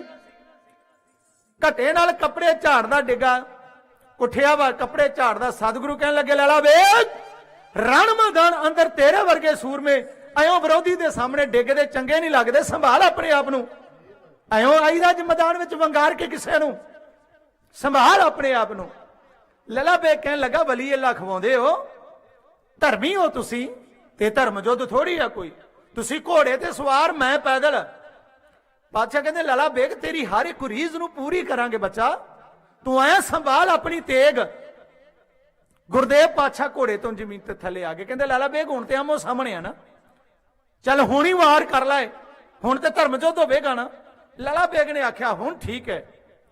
ਗੁਰਦੇਵ ਪਾਤਸ਼ਾਹ ਜੀ ਆਖਣ ਲੱਗੇ ਲਾਲਾ ਬੇਗ ਚੱਲ ਵਾਰ ਕਰ। ਇਹ ਵਾਰ ਕਰਨ ਲੱਗਾ ਜਿਵੇਂ ਕੋਈ ਚਾਹ ਦੇ ਵਿੱਚ ਆਇਆ ਨਾ, ਜਿਹਨੂੰ ਬਹੁਤਾ ਖੁਸ਼ਾ ਚੜਿਆ ਹੋਵੇ ਨਿਹੰਗ ਸਿੰਘ ਨੂੰ, ਤੇ ਉਹ ਜਦੋਂ ਹਰੀ ਬੂਟੀ ਵਾਲਾ ਸ਼ਹੀਦੀ ਦੇਗਾ ਛਕ ਜੇ ਜ਼ਿਆਦਾ, ਫੇਰ ਉਹਨੂੰ ਕਿਤੇ ਤਲਵਾਰ ਘਮਾਉਂਦਿਆਂ ਹਵਾ 'ਚ ਵੇਖਿਓ ਵੀ ਕਿਵੇਂ ਬਾਗੀਆਂ ਪਾਉਂਦਾ ਮੋਰ ਵਾਂਗੂ। ਪਹਿਲਾਂ ਪਾਉਂਦਾ ਫਿਰ ਪਤਾ ਨਹੀਂ ਲੱਗਦਾ, ਤਲਵਾਰ ਨਜ਼ਰ ਨਹੀਂ ਆਉਂਦੀ, ਹਵਾ 'ਚ ਏਡੀ ਤੇਜ਼ ਚੱਲਦੀ ਹੈ। ਉਸੇ ਤਰੀਕੇ ਨਾਲ ਲਾਲਾ ਬੇਗ ਦੀ ਤਲਵਾਰ ਕਮਲਿਆਂ ਵਾਂਗ ਹੀ ਘੁਮਾਈ ਫਿਰਦਾ ਹੈ। ਪਾਤਸ਼ਾਹ ਕਹਿੰਦੇ ਉਹਦੀ ਤਲਵਾਰ ਢਾਲੇ ਤੇ ਰੋਕੇ ਠਹਿਰ ਲਾ ਬੇ ਵਾਰ ਨਹੀਂ ਤੈਨੂੰ ਕਰਨਾ ਆਇਆ ਉਹ ਰਣ ਮੈਦਾਨ ਹੋਵੇ ਤੇ ਵਾਰ ਐਂ ਕਰੀਦਾ ਆ ਤੈਨੂੰ ਦਸੀਏ ਤੇਰੇ ਉਸਤਾਦ ਨੇ ਤੈਨੂੰ ਵਾਰ ਕਰਨਾ ਨਹੀਂ ਸਿਖਾਇਆ ਲਾਲਾ ਬੇ ਸੂਰਮੇ ਰਣ ਮੈਦਾਨ ਅੰਦਰ ਵਾਰ ਐਂ ਨਹੀਂ ਵਾਰ ਐਂ ਕਰਦੇ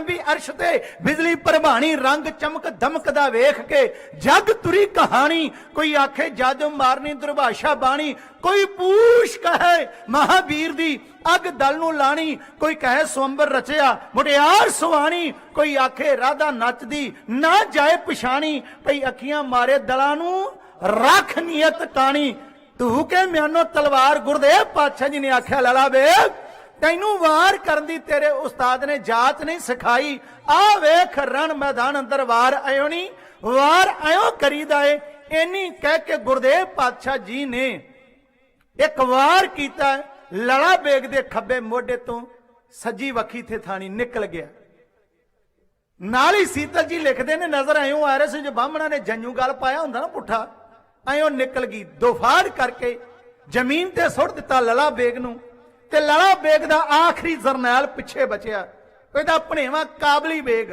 ਇਤਿਹਾਸ ਦਾ ਕਰਤਾ ਕਹਿੰਦਾ ਹੈ ਕਮਾਂਡ ਸੀ ਲੜਾ ਬੇਗ ਦੇ ਹੱਥ ਪਰ ਇਸ ਟੋਲੀ ਦਾ ਸਭ ਤੋਂ ਬਹਾਦਰ ਤੇ ਬਲੀ ਜਰਨੈਲ ਕਾਬਲੀ ਬੇਗ ਸੀ ਕਾਬਲੀ ਬੇਗ ਸੋਚਦਾ ਏ ਲੜਾ ਬੇਗ ਵਿਛ ਗਿਆ ਏ ਸਾਰੀਆਂ ਫੌਜਾਂ ਵਿਛ ਗਈਆਂ ਨੇ ਹੁਣ ਮੈਂ ਕੀ ਕਰਾਂ ਜਾਂ ਤੇ ਗੁਰਦੇਵ ਦੇ ਗਲ ਪੈ ਕੇ ਮਰ ਜਾ ਤੇ ਜਾਂ ਫਿਰ ਸ਼ਰਮਿੰਦਗੀ ਲੈ ਕੇ ਸ਼ਾਹਜਹਾਨ ਬਾਦਸ਼ਾਹ ਦੇ ਕੋਲ ਵਾਪਸ ਜਾਵਾਂ ਤੇ ਬਾਦਸ਼ਾਹ ਵੀ ਜੇਲ੍ਹ ਵਿੱਚ ਸੁੱਟ ਦੇਗਾ ਕੀ ਕੀਤਾ ਜਾਏ ਮਨ ਦੇ ਨਾਲ ਵਿਚਾਰ ਕਰਕੇ ਕਾਬਲੀ ਬੇਗ ਵੀ ਗੁਰਦੇਵ ਪਾਤਸ਼ਾਹ ਜੀ ਉੱਪਰ ਪ੍ਰਹਾਰ ਕਰਦਾ ਆ ਗਿਆ ਹੈ ਪਰ ਇੰਨੀ ਗੱਲ ਜ਼ਰੂਰ ਹੈ ਕਿ ਕਾਬਲੀ ਬੇਗ ਦੇ ਤੀਰ ਨਾਲ ਗੁਰਦੇਵ ਪਾਤਸ਼ਾਹ ਜੀ ਦਾ ਘੋੜਾ ਜ਼ਰੂਰ ਆਪਣੇ ਪ੍ਰਾਣ ਦੇ ਗਿਆ ਤੇ ਕਾਬਲੀ ਬੇਗ ਨੂੰ ਗੁਰਦੇਵ ਪਾਤਸ਼ਾਹ ਜੀ ਨੇ ਫਿਰ ਬਖਸ਼ਿਸ਼ ਕਰ ਦਿੱਤੀ ਕਾਬਲੀ ਬੇਗ ਵੀ ਮਗਰੇ ਭਰਾਵਾਂ ਦੇ ਤੋਰ ਦਿੱਤਾ ਪੰਜੇ ਜਰਨੈਲ गाजी कमर बेग शमश बेग कासम बेग लड़ा बेग काबली बेग जमीन ते बच गए कोई सिपाही भावें बचिया होवे एक अद्धा जिहड़ा साह प्राण लैके वापस चला गया होवे वरना इस जंग दा सफाया ही कर दिता सिख फौजां दे वल्लों गुरदेव पातशाह जी ने अपने जीवन की लड़ी हुई वड्डी तीजी जंग चढ़दी कला दे नाल जित लई गुरदेव पातशाह जी दे चरनां दे नाल खड़ा होया हसन खां कहंदा सतगुरु मेरे लिए की हुक्म है गुरदेव पातशाह कहंदे गुरु घर आया नूं वडियाइयां मिलदियां ने तू आ रहिंदे को लैके ये खबर लैके तू लाहौर चला जा शाहजहान बादशाह तेनों उपाधि देवेगा ओही गुरदेव पातशाह जी दे बचन सच होए उस नूं काबल दे इधरों गवर्नर बना के उसने भेज दिता है शाहजहान बादशाह वालों गवर्नर ही मिली हसन खान नूं गुरु घर वालों वडियाई मिली गुरदेव पातशाह जी दे जीवन दा इतिहास आप जी दे नाल सांझा करदे होइयां बेअंत भुलां दी खिमा तह दिलों शुक्रगुजार हाँ ਜਿਹੜੀਆਂ ਗੁਰੂ ਕੀਆਂ ਸੰਗਤਾਂ ਨੇ ਬੜੇ ਪਿਆਰ ਨਾਲ ਸਰਵਣ ਕੀਤਾ ਹੈ ਮਾਇਆ ਦੇ ਕੇ ਨਵਾਜਿਆ ਸਭ ਦਾ ਤਹਿ ਦਿਲੋਂ ਧੰਨਵਾਦ ਗੁਰੂ ਚਰਨਾਂ 'ਚ ਅਰਦਾਸ ਕਰਦੇ ਹਾਂ ਸਾਹਿਬ ਸਤਿਗੁਰੂ ਸ੍ਰੀ ਗੁਰੂ ਗ੍ਰੰਥ ਸਾਹਿਬ ਸੱਚੇ ਪਾਤਸ਼ਾਹ ਜੀ ਕਿਰਪਾ ਕਰਨ ਆਪ ਜੀ ਨੂੰ ਦਰੋਂ ਕਰੋ ਗੁਰਸਿੱਖੀ ਜੀਵਨ ਨਾਮਦਾਨ ਚੜ੍ਹਦੀਆਂ ਕਲਾ ਕਾਰੋਬਾਰਾਂ ਵਿੱਚ ਤਰੱਕੀਆਂ ਮਨੋ ਕਾਮਨਾਵਾਂ ਪੂਰੀਆਂ ਕਰਨ ਆਪ ਜੀ ਗੁਰੂ ਦਰਬਾਰ ਆਏ ਹੋ ਅਰਦਾਸ ਸਭ ਤੋਂ ਵੱਡੀ ਇਹੋ ਹੀ ਚਾਹੀਦੀ ਹੈ ਕਿ ਜੇਕਰ ਬੰਦੇ ਨੂੰ ਤੰਦਰੁਸਤੀ ਹੈ ਤੇ ਬੰਦਾ ਕੁਝ ਵੀ ਕਰ ਸਕਦਾ ਹੈ ਜੇਕਰ ਕਿਸੇ ਕੋਲ ਤੰਦਰੁਸਤੀ ਨਹੀਂ ਤੇ ਉਹਦੇ ਬੈਂਕ ਬੈਲੈਂਸ ਵੀ ਕਿਸੇ ਕੰਮ ਨਹੀਂ ਆਉਂਦੇ ਅਰਦਾਸ ਕਰੋ ਮੰਗ ਮੰਗੋ ਸਤਿਗੁਰੂ ਜੀ ਤੰਦਰੁਸਤੀ ਦੀ ਦਾਤ ਬਖਸ਼ਿਸ਼ ਕਰਨ ਵੱਡਿਆਂ ਦਾ ਸਤਿਕਾਰ ਕਰੋ ਮਾਂ ਬਾਪ ਦਾ ਸਤਿਕਾਰ ਕਰੋ ਇਤਿਹਾਸ ਨੂੰ ਪ੍ਰੇਮ ਕਰਕੇ ਉੱਤੇ ਚੱਲਣ ਦਾ ਯਤਨ ਕਰੋ ਆਪਣੇ ਮਾਂ ਬਾਪ ਦੀ ਲੱਜ ਪਾਲਦਿਆਂ ਆਪਣੇ ਮਾਂ ਬਾਪ ਦੀਆਂ ਨਿਗਾਹ ਤੇ ਖਰੇ ਉਤਰਨ ਦਾ ਯਤਨ ਕਰੋ ਹੋਈਆਂ ਭੁੱਲਾਂ ਦੀ ਖਿਮਾ आओ जी आप जी दे सन्मुख ज्ञानी तरसेम सिंह जी जवद्दी टकसाल वाले आप जी दे नाल गुरु की बाणी दी कीर्तन दी शहबर ला के जिवें बाहर इंद्र ने शहबरां लाइयां ने अंदर कीर्तन दी शहबर लाउणगे आप आनंद मानो सानू आग्या दिओ उन्हां नू जीओ आया आखियो जी वाहिगुरू जी का खालसा वाहिगुरू जी की फतेह वाहिगुरू वाहिगुरू।